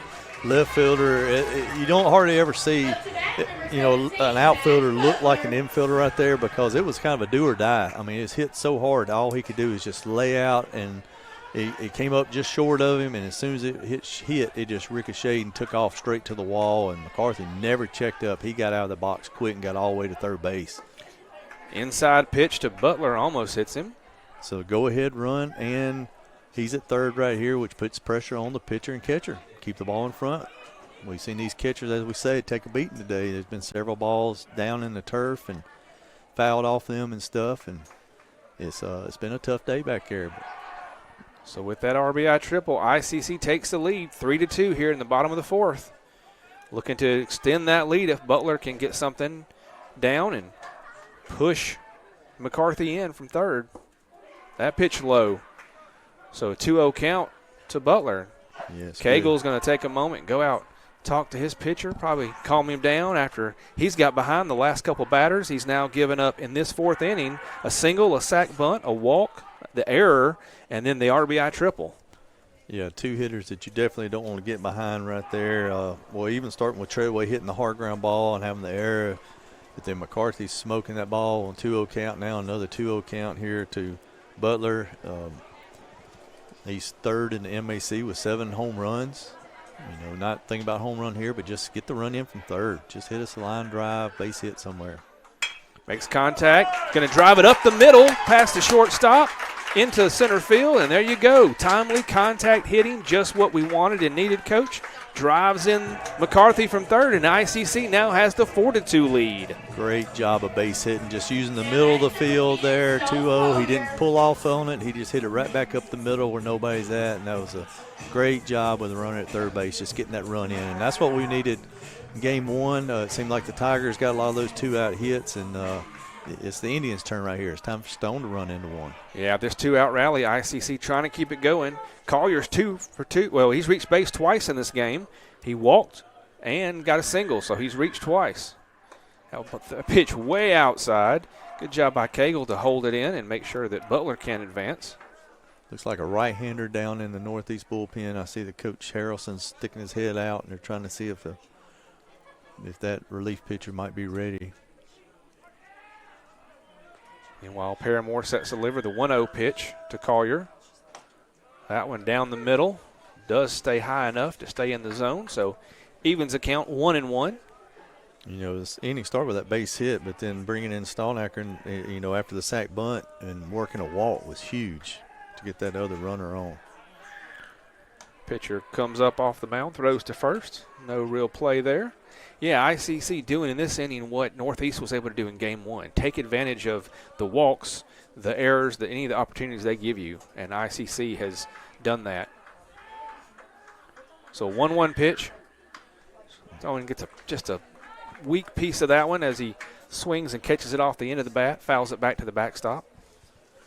A little anxious there by Collier. That ball's probably down, something soft. He was looking for something hard, but now 2-strike approach. Just got to battle, get it to the next guy. Keep that 2-out rally going here. Swings and misses on that one. That'll end the threat. ICC scores 3 runs on 3 hits, an error, and a walk to take the lead, 4-2. We'll take a break and come back at the top of the 5th inning. Tomorrow. Tomorrow is what we anticipate, what we work for, what we want to improve. At Itawamba Community College, we offer the courses, pathways, and the training that can help turn your vision of tomorrow into a reality. So why wait? Your tomorrow can start today at Itawamba Community College. The best start here.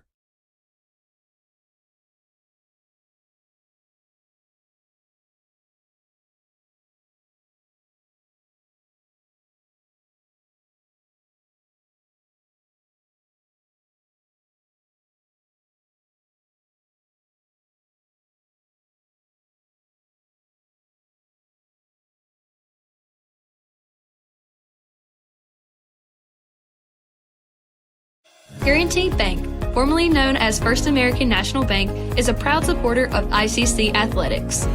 Visit gbtonline.com. Guaranty Bank, we're more than a bank, we're a community.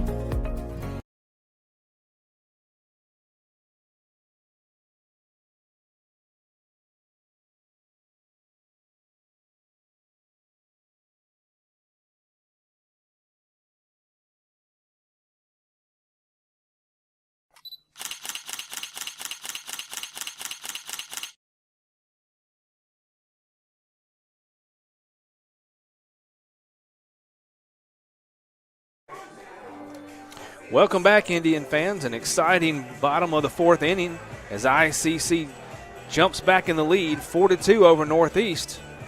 Taking advantage of some timely 2-out hitting and some mistakes by the Tigers, the errors and the walks. ICC made them pay. So now Judd File still on the mound here for the Indians with a 2-run lead, looking to continue being as dominant as he's been. He's got 7 Renaissance Bank strikeouts and only 1 walk. Has only given up 3 hits and 2 runs. So if he can continue his dominance with this run support his offense has found for him, then we could have an exciting finish here in Fulton.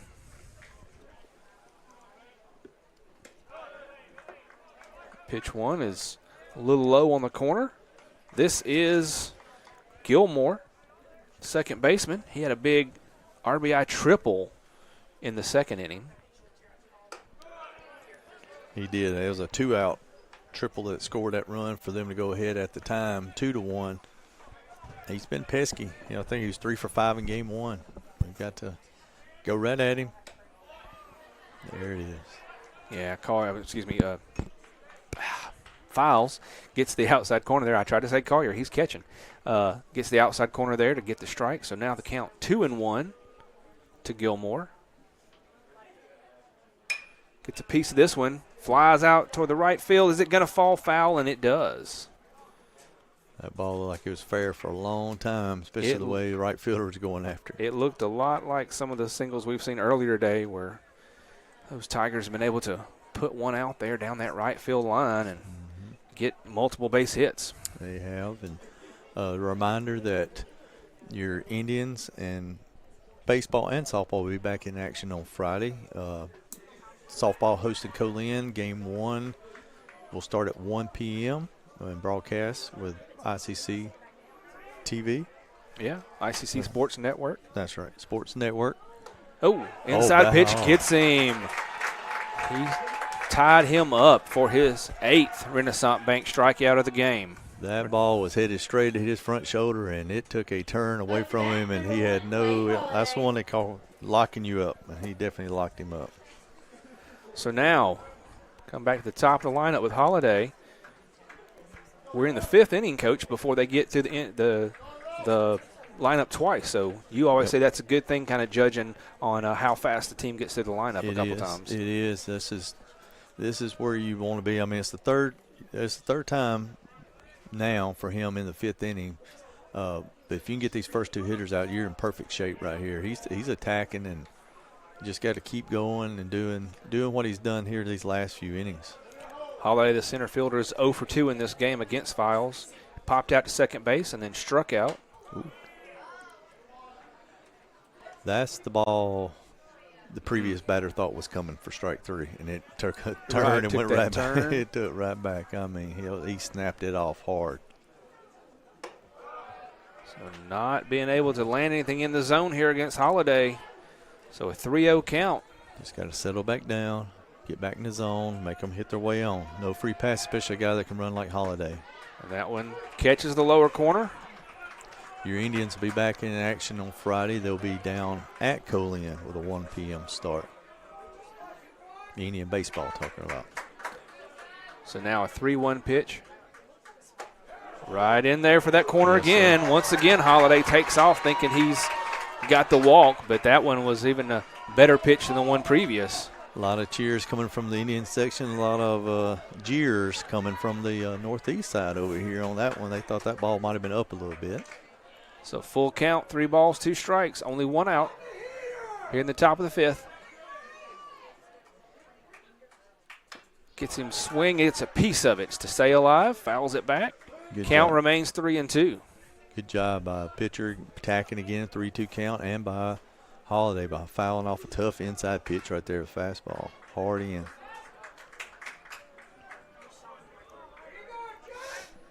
Still got 1 out here, top of the 5th.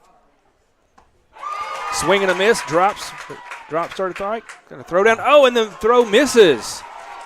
So you can help me score this one. That is a strikeout credited to Files. Exactly. But he's going to reach on an E2, correct? E2 on the throw. That's exactly right. Yes, sir. Yeah, just the ball got away on the throw there. That wide. Coach McCory is going to come out and going to talk to Files. Just slow him down right here as we get to the number 2 hitter and talk about this situation. Just let him catch his breath. Yeah, we'll take a quick break while they're having a conversation. We'll come right back. Keep watching. Okay, where's the remote? Ugh, it's under her arm. I'm gonna go for it. So close. Oh, maybe he can get it.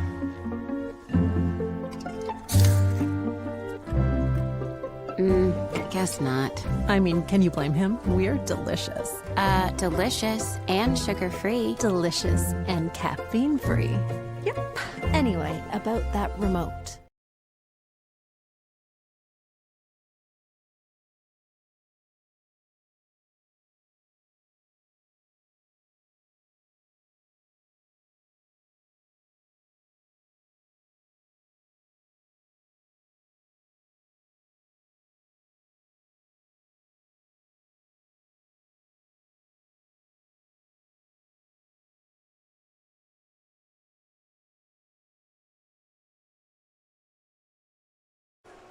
All right, after the conversation with Coach McCrory, Indians back ready.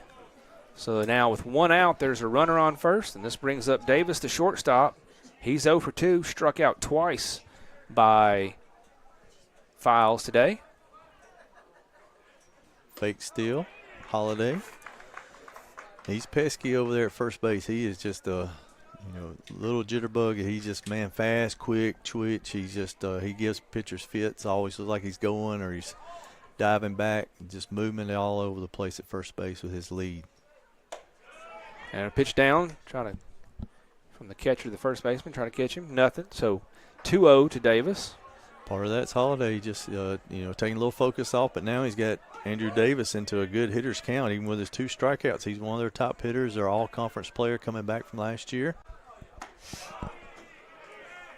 Another ball there, so unfortunately falls behind 3-0 to Davis. Now what you want after your Indians put up 3 to go up by 3 runs in the bottom of the 4th to go up by 2 runs is right here in the middle of the order. Right down the middle. Probably the red light was on. So a 3-1 count now. 3-1 count. Good hitter. Hot hitter on deck. 3-1 pitch. Gets him to swing and a miss on that one on the outside corner. So Files battling back to the full count. Full count, 1 out. Could see the runner in motion right here. Try to style a double play. Get him in scoring position. Especially with the speed of Holiday. He's gone. And gets a piece of that when Fowles back. And as you said, Holiday was off to the races. Good baseball, good softball right there. When you got a batter at the plate that you trust that he'll take ball for or go and hit something hard. If he hits a line drive at somebody and you end up double play, you just tip your hat and just, it happens. But, yeah, trying to get him in scoring position or get the pitcher to rush and maybe walk him. Another foul back there by Davis. This one to the right side.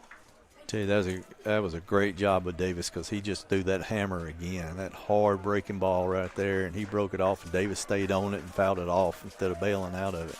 Yeah, I think that's that one that twisted up Gilmore so much at the top of this inning. Runner. That one gets him for the strikeout and the throwout, and it gets past the second baseman.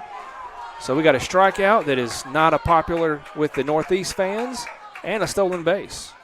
Now, I believe the batter is getting a warning. Coach Harrelson is coming down to get a explanation from the umpire, but he did point at Andrew Davis. But that is the second out of the inning. Yep. The 10th Renaissance Bank strikeout of the game for Judd Files. Yeah, Davis was not happy with the call. I don't know what he said or his body language or whatever, but the umpire is making a note. I don't think he threw him out of the game. I think he just gave him a warning. But with the steal, like I said, Holiday did get in scoring position.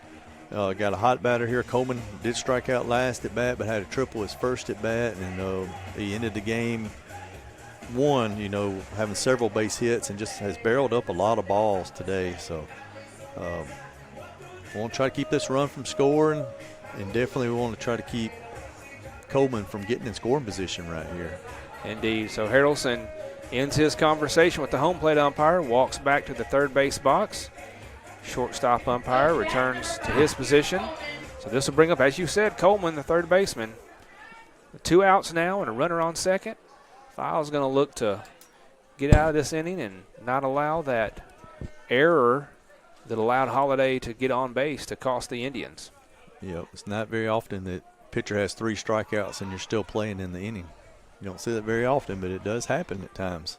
We theoretically, I'm not going to get ahead of myself, could have one of those 4 strikeouts in an inning kind of. That does happen. That's one of those rare fun things to see in a box score when a pitcher gets 4 strikeouts in an inning. Yes, and everybody out there watching right now can see why Files is leading the state in strikeouts.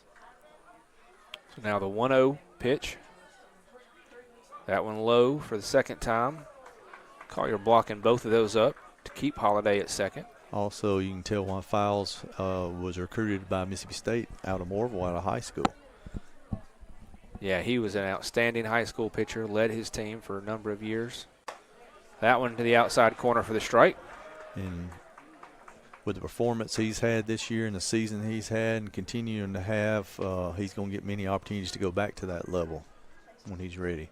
Indeed. He's shown good control, like you said, leading in strikeouts. That one kind of goes away on the outside corner. It's like they're kind of being a little careful with Coleman. They're not really going to give him anything that he can do damage with. But you also don't want to allow a pass ball or a wild pitch that's going to advance Holiday any more than he already has. They're going to throw back to second. Very close play there. Kent thought he might have a chance. It was a close play, and I think you did have Holiday leaning a little bit. It looked like the throw might have been on the first base side of the bag, and he had to snap it back across, and that allowed Holiday to get back in there safe. Yeah, Holiday's got the speed, so he takes the bigger leads than some. There's contact. Going to go to the third Tough baseman. play. He's going to pick it up. Hold it. He can't get it out of the glove in time. So that's going to go for an infield single there, as Ferris had to go all the way up to try to get that ball. Almost worked like a bunt in effect, but it's a single. Puts runners at first and third. Still 2 outs. That's exactly what it is. It's like a swinging bunt, basically what we call a swinging bunt, and Ferris did the right thing right there. He had no chance at first base, and if you do make that throw, you bring up the possibility of Holiday coming all the way around from second base and scoring. Now, first and third, we've seen Northeast run different things. You got 2 guys that can run on the bases, and you got a big power hitter here. You might try to get Coleman into scoring position, see if they steal with the 2 outs. He fakes the steal. Ball in the dirt. Ball 1 to Wells. He had an RBI single to lead off the scoring for the Tigers in the first inning. Then he struck out looking to end the third inning. Coming into today, Coleman over there at first base is 17 for 18 in stolen bases, which is best, 4th best in the conference. So, speed to burn between him and Holiday down at third base. We do have action down in the bullpen, just now starting to loosen up. Looks like a right-hander for us. Yeah, a couple guys stretching, 1 right-hander throwing. Collier goes out to the mound. It's conversation with Files, make sure they're on the same page here with 2 outs and this dangerous hitter at the plate. They just want to make sure that everything's lined up. Yep, Files has. I mean, the one thing that you do with as many strikeouts he's got is you do get a lot of pitches. You throw a lot of pitches, and that's just the part that happens with the strikeouts is you got to go to you got to get 3 strikes on hitters, so you got to have a lot of counts. A lot of pitches thrown. Contact. Lifted out to right. Will it stay in? Right fielder goes under, catches it. Great job. So gets out. ICC gets out of the dangerous inning. What a great job by tongue-tied here by McCarthy as he goes all the way over to the foul line, gets underneath that one, gets the 3rd out. So ICC maintains their 4-2 lead. We'll take a break and come back with the bottom of the 5th. Ooh, LSU takes it. We'll be back next March.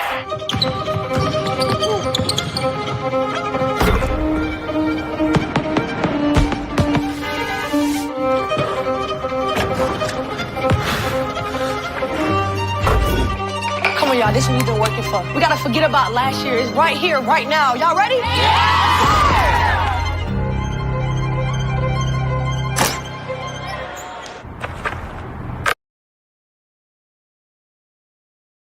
You're always pushing yourself. There's no time to rest. You keep moving forward. The only thing better than your last accomplishment is your next. What's next? What's next? What's next? So, Allie, what's next? I guess we'll see. Find a bank that's as excited about your future as you are. A bank that asks, what's next? Renaissance Bank. Understanding you. Here, you can be your best. The best train here. Learn here. Succeed here.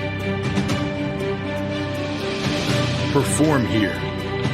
Win here. Thrive here.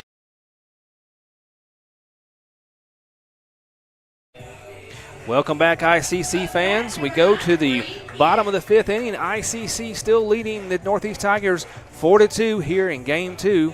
New pitcher for the Tigers. This is number 18, Heisch, stepping in to face Kent, the shortstop. Kent takes strike 1 on the lower corner. He's been on base twice in this game. He reached on an error by the second baseman, and then he got a single as well. So he's looking to get on base for the 3rd time in today's game. That ball way outside. Heisch comes into the game with a 7.06 ERA, 2 wins, 1 loss. This is his 11th appearance on the season.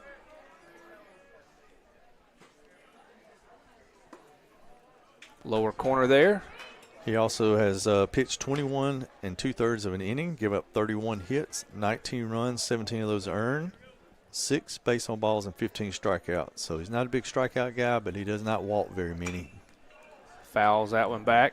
So now evens the count at 2-2. Does Kent? By his statistics so far on this season, being his 11th appearance, you would say he's a contact pitcher. He gives up hits, but not many walks. So you're going to earn it, you're going to hit it. So defense got to play behind him, but should have a chance here for our Indians to barrel up some balls, hopefully.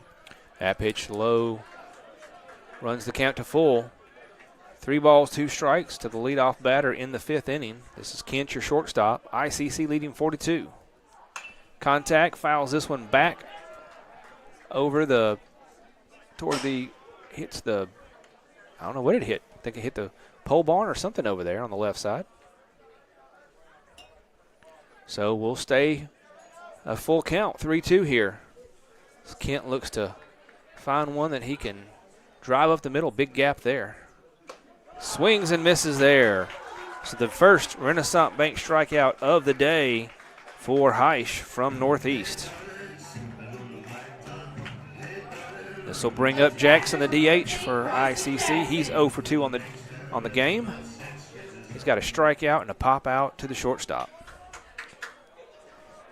I want to share that one of our good friends, Brother Chris Burrows, checking in on us, saying that he's listening to the game.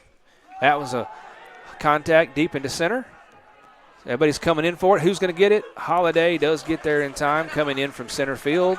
So a fly out to center gives ICC a quick second out and does not put a lot of extra pitches on Heisch. That was a good job by the center fielder. That is his ball. There's outfielders. It's always any fly ball in the air is an outfielder's ball. If they call it, they take charge. It should be their ball. So Morris, the left fielder, comes to the plate. He's 1 for 2 in this game. He grounded out to short.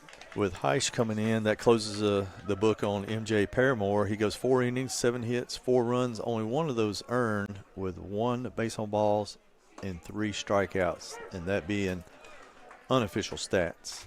As always, unofficially official.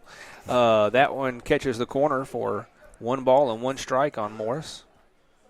His last at bat, he singled, eventually scored in that big 4th inning for the Indians. So now the count's 2 balls and 1 strike, 2 outs.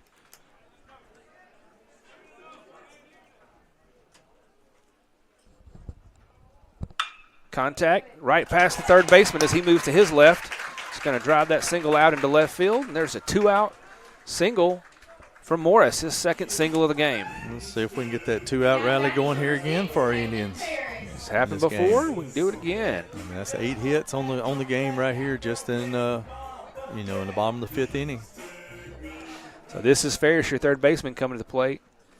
He's 0 for 2. One of those being a sac bunt that advanced a runner over who would eventually score.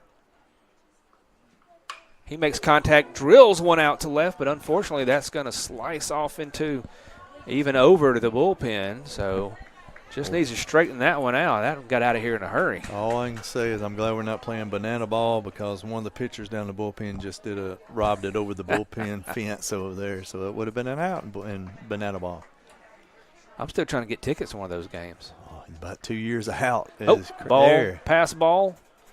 It's going to allow Morris to advance to second.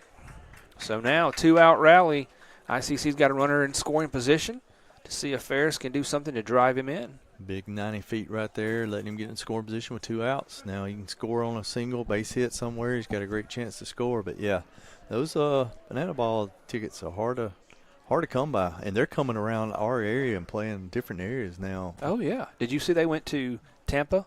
Mm-hmm. Went to the Tampa Bay Buccaneer Stadium and sold out an NFL stadium. It was like big 67,000 time. people. Huge. They've been going around a lot of the college fields, different times.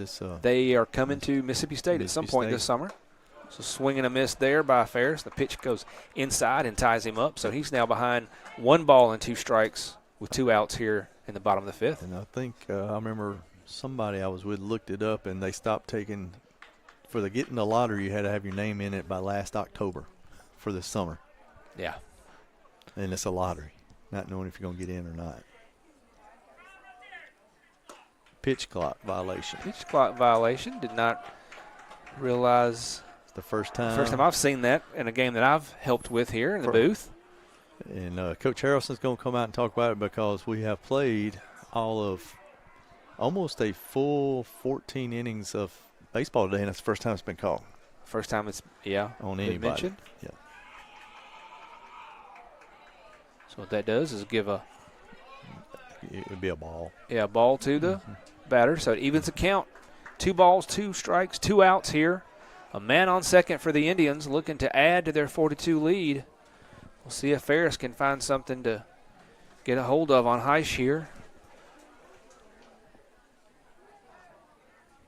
Makes contact, but fouls that one back toward the gate just past the ICC dugout. So the count remains 2 balls and 2 strikes. Yeah, those lotteries, those tickets it's becoming as bad as the Masters. You know how people get in and wait years and years and hope to get Masters tickets. Fouls that one back, comes off the catcher's helmet into the netting behind home plate. Yeah, I've been trying to get Masters tickets, but hadn't happened yet. That's one on my bucket list to attend, but it'll happen someday. Just keep throwing the name in the hat. That's all you can do. Eventually. Got to get lucky. The Lord will provide. That pitch, low and away, runs the count to full.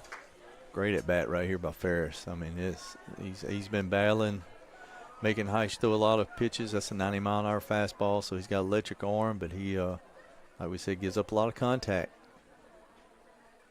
Contact there. Shoots it just past Coach Collier there in the foul territory on the third base side. So, again, another pitch fouled off, another pitch that Heisch has got to throw, and the longer these at-bats go, typically you see those going the way of the batter because they keep seeing more and more of the pitches, and they can kind of time them up a little bit better. Makes contact, again fouls off on the third base side. Makes one of the ICC players kind of pull that Olay move like a bullfighter. He dodges that foul ball. So we remain 3-2. This is about I'm not keeping exact count. This is about the 10th pitch of this at bat, I believe. There's been a bunch. The third baseman's hugging the line right now after all these balls pull foul down the left field line. Gets contact there. Shortstop goes over, gloves it, throws it across to first, gets the out. So ends the inning for ICC. No runs on the 1 hit and a man left at second. We'll take a break and come back with the top of the 6th inning. The best start here. When injury knocks you out, Orthopedic Institute of North Mississippi will be there for you every step of the way. We are here to get you back in the game, back in motion, back to your life. Our elite team of orthopedic specialists will work side by side with you, educating you about your treatment plan, utilizing advanced technology, and providing you with a successful path to recovery. Orthopedic Institute of North Mississippi. We will get you back. Welcome to the pasta party! 1, 2, 3. Making new traditions, Now let's go and keep going. sharing old stories. Homemade pasta Enjoy, cheers to us! We did it! and a nice cold Coke. Okay, ready? 1, 2. That's my recipe for magic. All right, Little Caesar's Crazy Puffs. Whoa!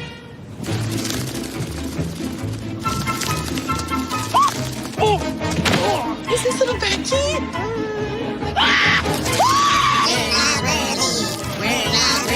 Birthday cake comes in. It is so cute. My dad's eating Crazy Puffs again. Don't ask. Whoa. Have you tried the new bacon ones? There are bacon ones? Pizza. That's home. That's just like the Ravens. That's just like Pahokee, Florida. That's my second home. I got my degree from there, my first degree, college degree. It's part of my heart. It's part of my soul. It's part of my spirit. And, you know, it's everything. Itawamba Community College, baby, it's everything. It shaped me up to being a great man because it was part of the journey of me becoming the young man I am today. And it's home, man. That's it. Like, I can go there and lay my head down without no problems. Itawamba Community College, the best start here. Guys, you're not going to believe the luck I've had lately. Just the other day, I had a flat tire, thought I was in big trouble. Before I know it, somebody pulled over, fixed the tire. Oh, that's not luck, Kirk. It's because that's not the only thing. How about when I'm in a studio, trying to sell? Welcome back, Indian fans. We move to the top of the 6th inning. ICC leading the Northeast Tigers 4-2. Looking for 6 more outs to try to get this Game 2 victory. Split the day after Northeast took Game 1. Judd Files still on the mound for your Indians. 10 Renaissance Bank strikeouts and only 1 walk so far on the day.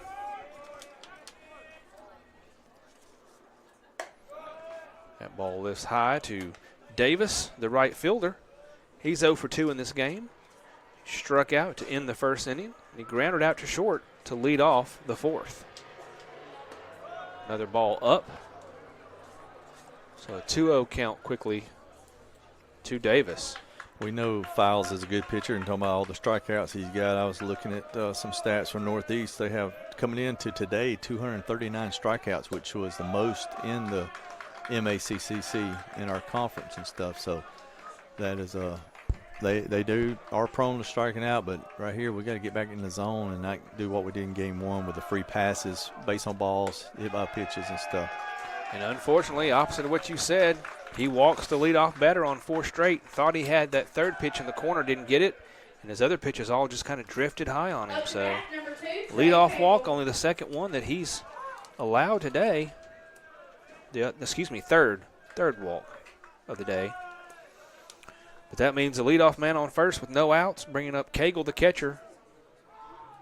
He grounded out to short and had a walk. That one catches. No, doesn't. Excuse me. I thought he called that. He did almost made the motion like he's been making all day, but pulled off of it. So a 1-0 pitch to Cagle then with the man on first. He shows bunt, pulls back. That one a strike for sure. We do have another score here today with ICC Athletics. Our men's tennis team with Coach Metz and them beat UT Southern 6-1. The women are still playing, but congratulations to Coach Metz and his men's team today with their victory. That pitch catches the outside corner for strike 2.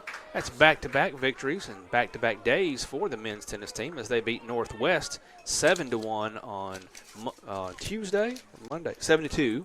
So they've already got 2 victories this week. Runner goes, doesn't go, swing and a miss. Strikeout number 11 for Judd Files. Just like all of our coaches here at Itawamba Community College, Coach Metz does a wonderful job with the men and the women. Always having competitive teams every year. And this is a very busy week for our men's and women's team. They have multiple matches this week. It's either 3 or 4 in a 5-day period. So, and then I think all 3 of them are on. Yeah, 3. I think all 3 of them are on the road as well. So, talking about being road warriors and getting those victories. They're probably enjoying that wind's not gusting 25 miles an hour like it has the last couple weeks as well. Indeed. That one on the outside corner, but doesn't get the call. So a 2-0 count now to Sandlin, the left fielder. He's been on base twice. He's walked, eventually scored, and then reached on a fielder's choice as well. Yeah, think about the difference, Coach Kirk, between when we called softball last Friday and now, today. That wind was just so chaotic last Friday. It was, and we just barely had the window cracked in the press box, and I felt like I was wind burnt just from the little breeze coming in and didn't realize how much pollen had came in on us just with a little crack of the window. Swing and a miss there. Healthy swing by Sandlin. Evens the count up. 2 balls, 2 strikes. Good job battling his way back. You know, if you and I were playing tennis and that wind we've had the last couple weeks, I'd lob it as high as I could, just see what it would do. You probably get it out there into the waterway, knowing you. So 2 balls, 2 strikes. Man on first. He takes off. or shows like he's going to take off. Pitch stays outside for ball 3. But I know my shots wouldn't compare to anything like the pickleball pros that we have around here on campus. I know, and unfortunately those pickleball experts are not on campus with us today, as they did go out with the women's basketball team, but both Dr. Boggs and Dr. Case, there's a ball chopped to the shortstop. He's going to go to second, gets the 1 out. So gets the lead runner for the 2nd out. Sandlin reaches base twice in a row on a fielder's choice. That was a nice play there by Reed. That was a high chopper. That was a tough one there that he was able to flip it over the treadaway to get that lead runner there.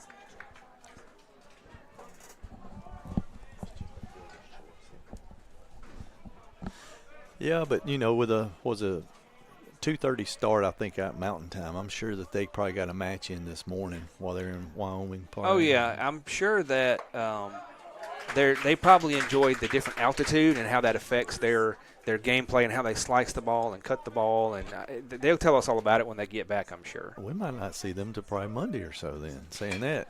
All right, there's a ball out into the air.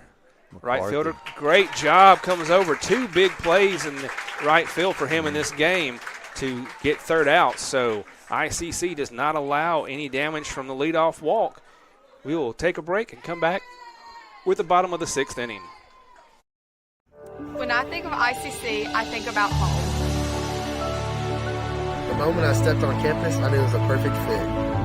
It helped me find my true self. It has opened doors for me that I didn't even know existed. Everyone here wants you to succeed. I was able to get involved here and make a real difference. I've met my closest friends here. There's something for everyone to be involved with. I've gained skills to succeed in the workforce. It's been the best experience. Another great Saturday of college football. You're always pushing yourself. There's no time to rest. You keep moving forward. The only thing better than your last accomplishment is your next. What's next? What's next? What's next? So, Allie, what's next? I guess we'll see. Find a bank that's as excited about your future as you are. A bank that asks, what's next? Renaissance Bank. Understanding you.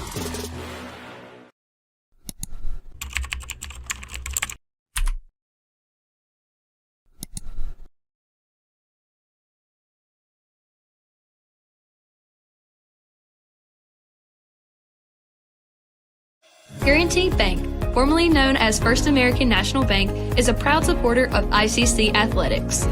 Visit gbtonline.com. Guaranty Bank, we're more than a bank, we're a community.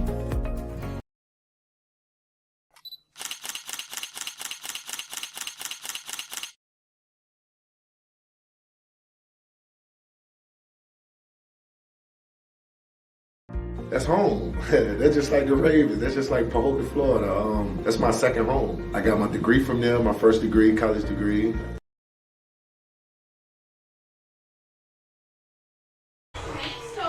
Welcome back, Indian fans. We move to the bottom of the 6th. ICC still leading 4-2 here in Game 2 of the night. We had a short meeting between the innings, between the 3 umpires and the 2 coaches. We're not sure what was said. Maybe we can figure that out for you later. This is going to be Stallnaker. He came in as a pinch hitter in the 4th inning, drew a very important walk, eventually advanced to 3rd, and then scored a run as part of that big 4th inning for the Indians. He looks at the first 2, 1 strike and 1 ball. Yeah, it's 9-1-2. You would like to get him, have another great at bat right here, find a way to get on in front of Treadaway for us.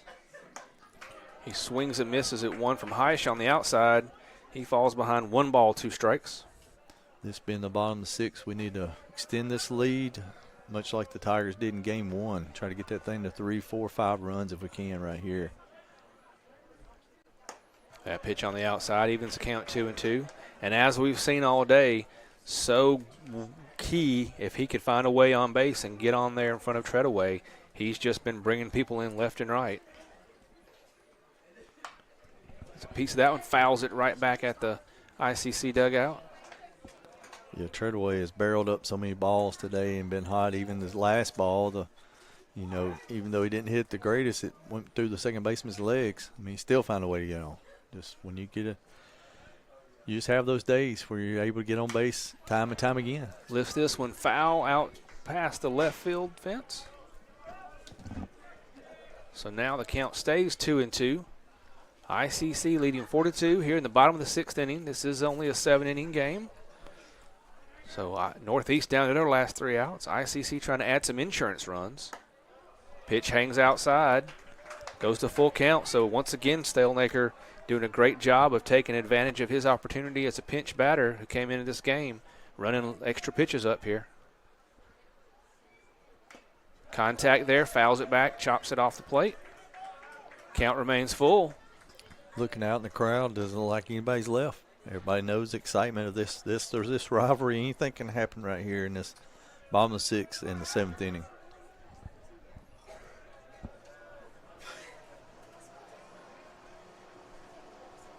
Heish not liking the call that's called in. He shakes one off, then he takes the next one. Full count pitch. Contact again by Stalnaker, fouled off to the left side once again. So again, this battle now into the 8th or 9th pitch of the at-bat. Quality at-bat for Hank right here. He is, in his just 2 at-bats, he has seen a lot of pitches and has really battled up there today. Gets a piece of that one, fouls that one back once again. Yeah, he battled hard against Paramore in his first at-bat and eventually drew that walk, which was important as it led to him scoring one of the runs that inning. And he came in the 4 games last week. He was 3 for 5 with a run scored and 2 RBIs. Swings and misses, goes over the top of one there. So Heish ends up winning that battle. Stalnaker goes down on the strikeout. Still got to see a lot of pitches, which, so you know it. As a pitcher, you get through that at bat, you get the strikeout, but it took a lot out of you. You get to it, and then you turn around and look and see who's coming up to bat. You got Treadaway and McCarthy, your next 2 hitters. Treadaway makes a big swing on that first pitch, does not able to connect, so he quickly falls behind, 0-1. I think he was thinking the same thing. He might just try to get one over after that last at bat. He was trying to hit the football field with that swing. Swing again, gets a foul tip piece of that one. So now he's down 0-2. Now he's going to shorten up the swing and just battle. We've seen him be good at that all day long in different situations. That pitch way outside. Not close enough to get him to chase on that one, but ball 1 and 2 strikes.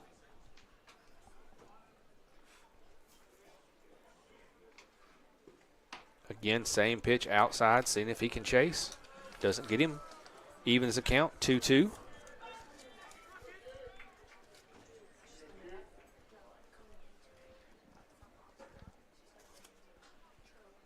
Swing and a miss by Treadway. Back-to-back Renaissance Bank strikeouts for Heish. Renaissance Bank, the bank that cares about you. Find out why at renaissancebank.com. Gives Heish his 3rd strikeout of the evening in relief. Yet to walk a batter either. So he'll now face McCarthy. Had a big RBI triple back in the 4th. He takes ball 1 to lead off his plate appearance.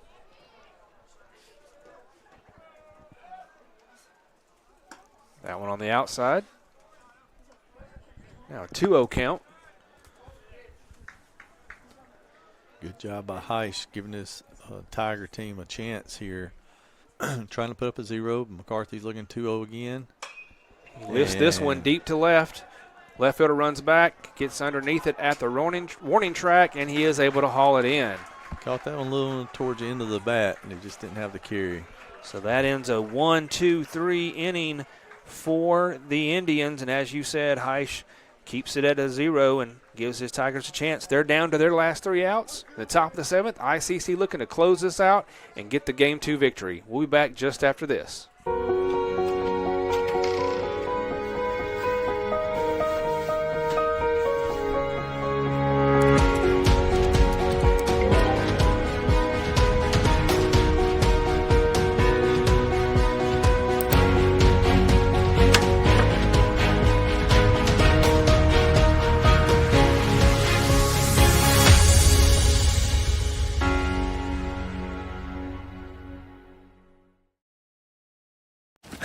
right, Little Caesar's Crazy Puffs. Whoa!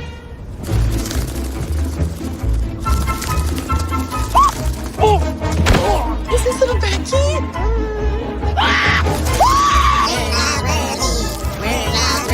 Birthday cake comes in. It is so cute. My dad's eating Crazy Puffs again. Don't ask. Whoa. Have you tried the new bacon ones? There are bacon ones? Pizza.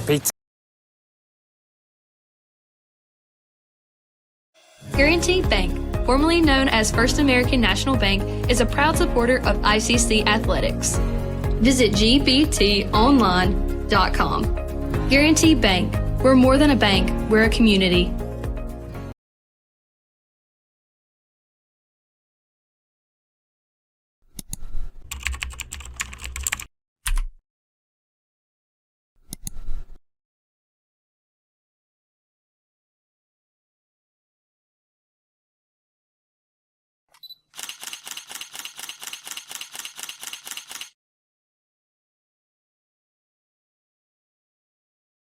Another great Saturday of college football. You're always pushing yourself. There's no time to rest. You keep moving forward.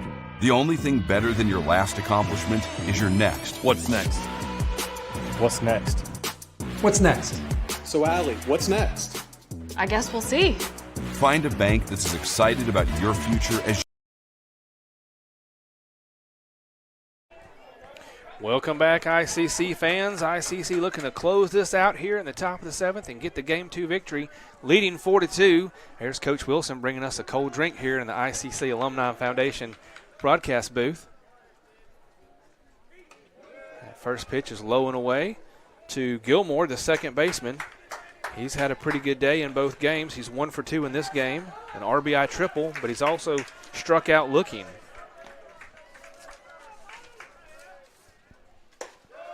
That one hangs up a little bit, so 2-0 from Files.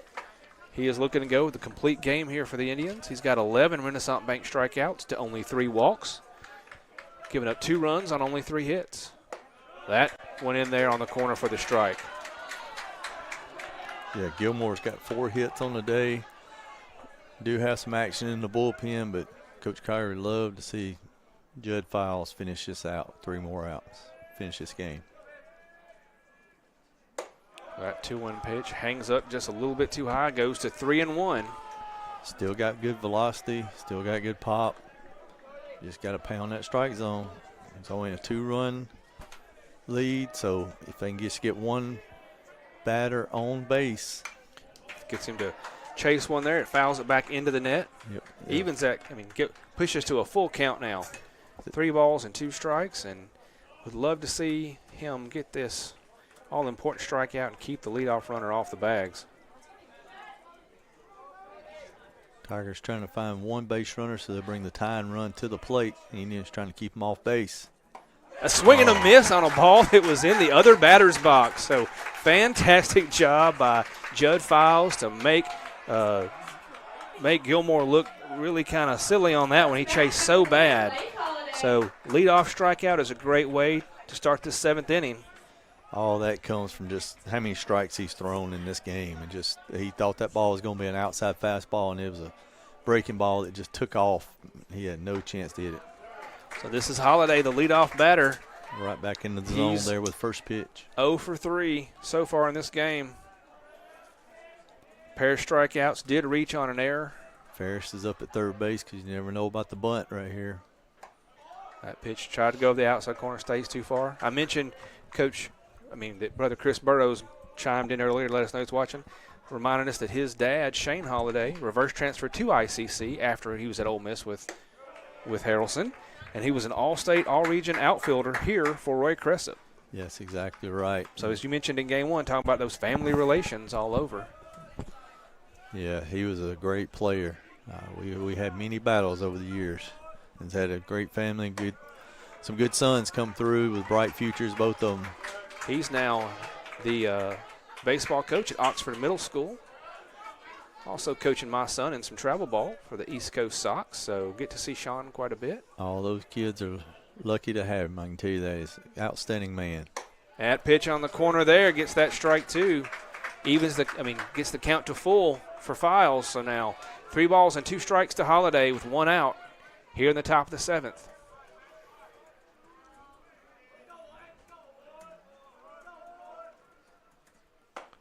Gets him on the corner. Back-to-back Renaissance Bank strikeouts for Judd. Looking on that time. That's 3 strikeouts on the game for Holiday. What a great job of battling back. And that's 2 in a row where he's gotten to that full count and it's gone to his breaking pitch, not his fastball, not that exploding fastball he's had, but had the confidence. Coaches have the confidence to call it, and Judd has the confidence to make the pitch. So Northeast down to their last batter, their last out here. This is Davis, the shortstop. He has been a strikeout victim for 3 times on today. Files now at 13 strikeouts on the game. 3 of those that Davis has been the victim of. Gets him looking at a 1 in the corner there. Evens the count up 1-1. You see the Itawamba's defense right now just playing straight up, not worried about doubles, because this guy's not going to beat you with a solo home run. It's all about just keeping him off base. That one low and away. Runs the count 2 balls and a strike. That's the advantage of having a 2-run lead instead of a 1-run lead right here. Gives you that room that you can play with. That one up and in a little bit. He jerks his neck back, but now a 3-1 count. But with Coleman on deck and then Wells in the hole behind him, you don't want to extend beyond right here, Davis. You don't want to bring the tying run up. He does. He pushes that one too far outside. Ball 4 puts Davis on first base. Always drama in these games. Coach Collier's making his way out. Looks like this could be it for Judd Files. I believe we're going to have a pitching change. I think we are. We'll take a quick break while they have the conversation and come back in after this. LSU takes it. We'll be back next March.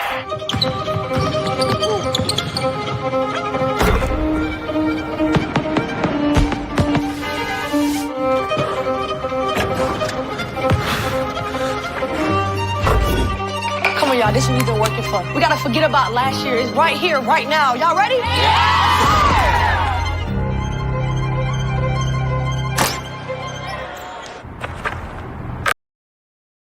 Guaranty Bank, formerly known as First American National Bank, is a proud supporter of ICC athletics. Visit gbtonline.com. Guaranty Bank. We're more than a bank, we're a community.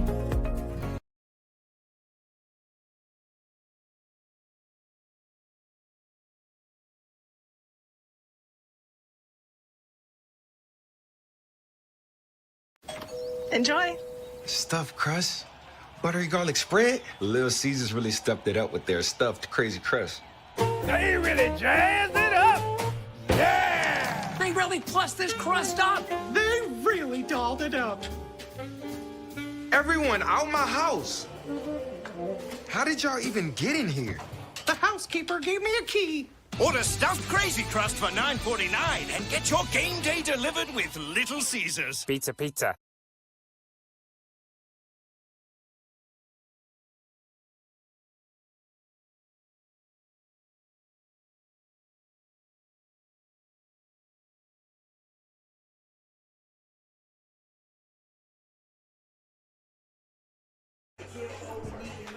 All right, welcome back. After the meeting at the mound, Judd Files exits to a loud round of applause from the Indian crowd here. A fantastic outing.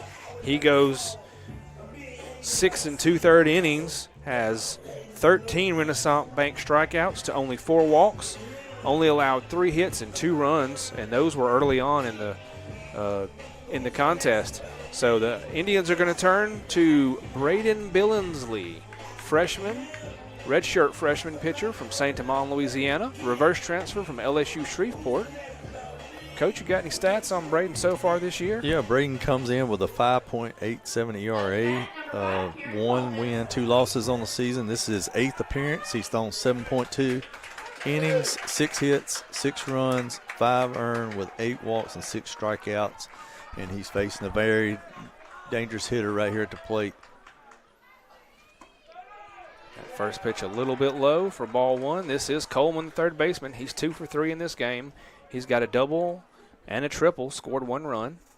And still the line from Gore, we got high drama coming right High here. drama here in Fulton, that's right. Pitch floats a little high. So now 2 balls and no strikes. That's Indians pitcher. looking to hold on and secure this 4-2 win.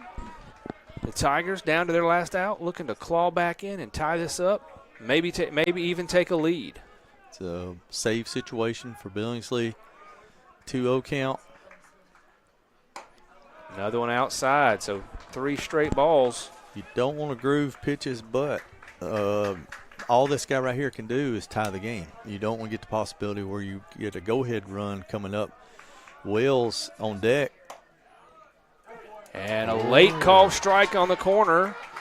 Poor Coleman was halfway down the first base line, and he's got to jog back. So now we got a 3-1 count and one very vocal, displeased New Northeast fan.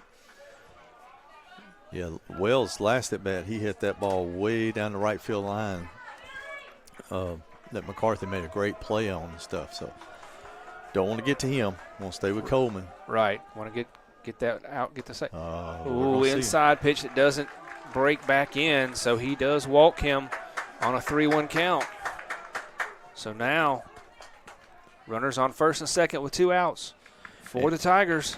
Defensive for the Indians, you've got to keep your outfield's got to play to where you can keep the guy at first base from scoring on anything, any gap or anything. You got to play a little bit deeper, which does bring in some singles that can fall in, but you need to, make sure you cut off a ball and not let him. And we've seen Coleman run today. Mm-hmm. He's like we said, he's in the top of the MACC in stolen bases, and he can pick them up and put them down. So you've got to make a play. Wells is 1 for 3 in this game. He's got an RBI single, a strikeout, and then that deep fly out to right that McCarthy made a great move on to end the 5th.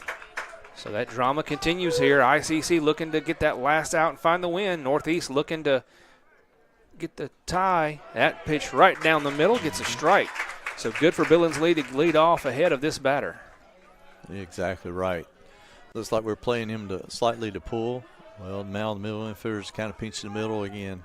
But we are on the lines down the first baseman and the third baseman, kind of guarding their lines a little bit to keep anything from getting down in the corners. Gets him on a beautiful curve on the inside. That was the pitch he wanted to get Davis on, but walked him on the 4th pitch. Makes that one break in like it's supposed to. So now he's ahead of Wells, 0-2. Great pitch right there. Started at the batter's hip and broke into that inside half, and he did give it a swing at it. He didn't take it, but 0-2. Got to find a way, get the out. Another pitch clock violation, this time against ICC. So that's going to go 1 ball and 2 strikes now against this batter. Interesting not to see that called all day and then called twice here in the late, one against us and one against Northeast here in the later innings. That one a little inside and low. Going to go ball 2. So 2 balls, 2 strikes, 2 outs here, top of the 7th. Northeast threatening to claw back in. Runners at first and second. ICC looking to shut them down, get the 3rd out, and get this victory. Billingsley on the mound for the Indians. He stares in at Wells. Gets him a swing and a miss. Yes, he does go. ICC gets the victory. Billingsley comes in, walks 1, strikes out 1, gets the save. Fantastic outing by Judd Files, going 6 2/3. The ICC Indians getting clutch hitting when they needed to pick up this Game 2 victory. We'll take a short break, and we'll come back with your final stats and line of Game 2.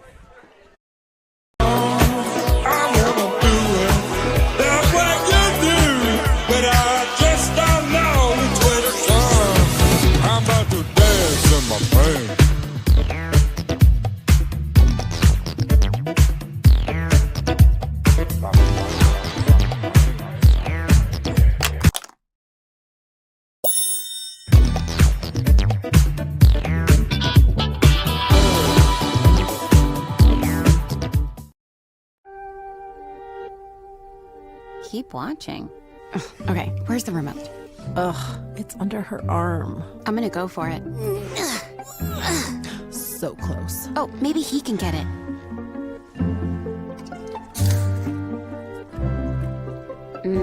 Guess not. I mean, can you blame him? We're delicious. Delicious and sugar-free. Delicious and caffeine-free. Yep. Anyway, about that remote.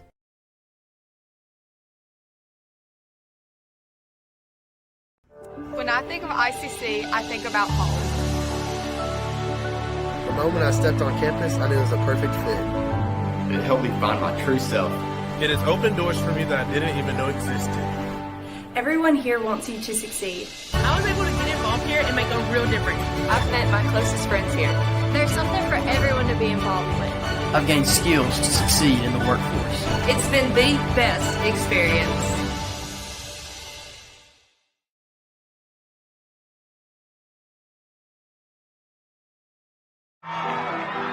When injury knocks you out, Orthopedic Institute of North Mississippi will be there for you every step of the way. We are here to get you back in the game, back in motion, back to your life. Our elite team of orthopedic specialists will work side by side with you, educating you about your treatment plan, utilizing advanced technology, and providing you with a successful path to recovery. Orthopedic Institute of North Mississippi. We will get you back.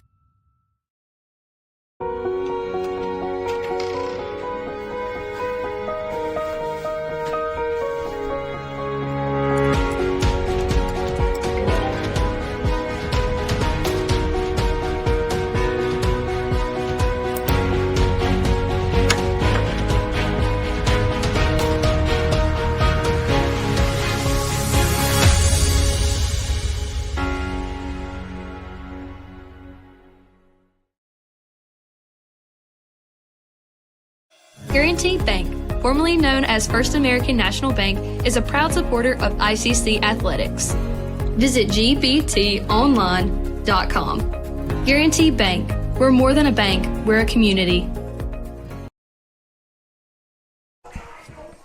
Welcome back, Indian fans. An exciting day here at the ballpark as ICC picks up the split over the rival Northeast Tigers. Northeast slips out the Game 1 win 9-6. ICC comes back to grab Game 2 4-2. This Renaissance Bank post-game report. Renaissance Bank offers you the best banking solutions. Renaissance Bank, understanding you. Find out why at renaissancebank.com. So, Coach Kirk, if you will, provide us our Orthopedic Institute of North Mississippi stats and final line of Game 2. All right. Line score we have is going to be Northeast had 2 runs on 4 hits with 2 errors. ICC with 4 runs, 8 hits, only 1 error. We had Paramore started left-handed pitcher for Northeast, went 4 innings, 7 hits, 4 runs, only 1 of them earned unofficially. To our more stat people look at the ground ball to second base. 1 walk, 3 strikeouts. Heist came in relief for him, did a good job, had 2 innings, only 1 hit, no earned runs, no runs at all, no walks, and 3 strikeouts. And then on our ICC side, we had Judd Files, went 6 2/3, almost got the complete game. 4 hits, 2 runs, they were both earned, 4 walks, and 13 strikeouts to show why he's leading the MACCC in strikeouts.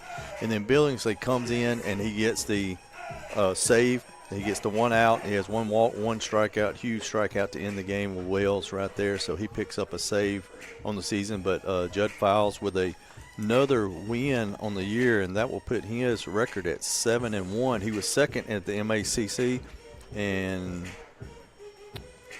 he was 9th in ERA. That's going to lower, and his league-leading MACCC strikeouts is going to jump all the way up to 73 now on the season. So awesome job all the way around by the Indians there to come back to get the split. Didn't like the Game 1. Didn't like the way we pitched, through strikes and pounded the zone. But when you got a Judd Files in your back pocket to go Game 2, being a 7-inning game, he came out and, like we said, he racked up a whole lot of pitches. But just a battler. Just a battler, man. Indeed. That's all you can say about him. Indeed. Even those batters that he fell behind on, he was able to, battle back, get some strikeouts when people weren't looking, really confuse some batters and continued his dominance. Those stats in the final line being brought to you by the Orthopedic Institute of North Mississippi, helping you get back in the game. Visit OINMS.com. We've had a fantastic, exciting day here at the ballpark, and before we sign off, we do want to pick our Samstown Market Star of the Game. You can be the star of your next home-cooked meal by visiting Samstown Market in Mantachie, just like Coach Kirk does, and pick up some steaks, some chops, some vegetables, whatever it is that you need to get there at Samstown Market. So I think we both are pretty unanimous on this, but once again, Coach Kirk, I will allow you to name our Samstown Market Star of the Game. Oh, I was going to name Sam. No, I would too if you give me a free New York strip, maybe. Hey, I'm telling you what, I did stop by last week, and Scott the butterfly Miss Dana filet, and it was awesome. And I had my 3 pork chops I always get, and man, I'm a pork chop guy, so they do it right. Picked up a lot of odd end things, but yeah, I think it's a no-brainer on the player of the game. It's got to go to Judd Files. What a battler. Even the 2 runs he allowed were with 2 outs in the top of the first and the top of the second inning, and that's and then you see zeros all the way across there to give the Indians a chance to come back in the game. And this outstanding performance by him individually, but we did play defense behind him and made some plays. But it's when you play a 7-inning game and you got, I guess, as a total with him and Binghamton, that'd be 14 strikeouts. Indeed. So they got 2/3 of the outs on strikeouts. That makes for a pretty good defense right there, too. And Cal Brown, one of our many members of our sports information team, shared with me that 14 team strikeouts ties for the 5th best ever in a single game by IC since records were kept in 2019. Wow. So an impressive combination from those 2 young men today out there. So we thank all of you for tuning in today for these 2 fun games here in Fulton. Thank you for allowing Coach Kirk and I to step in and fill in for Adam Gore and others, and Brad Boggs here. Our next broadcast will be this Friday, softball here at home. And if you liked what you heard today, great. If not, I'm sorry. You get to hear us again on Friday. We'll practice and make it better. As we will be on the air calling for a softball. It did, as we mentioned earlier, both softball and baseball getting moved to Friday because of weather concerns on Saturday. So for all of the sports information team that brings you these productions here today, for Cal Brown, Raphael Henry, Casey Smith, Matt Mallard, and Noah Morgan, thank you for tuning in. Have a great evening, and as always, Roll Tribe.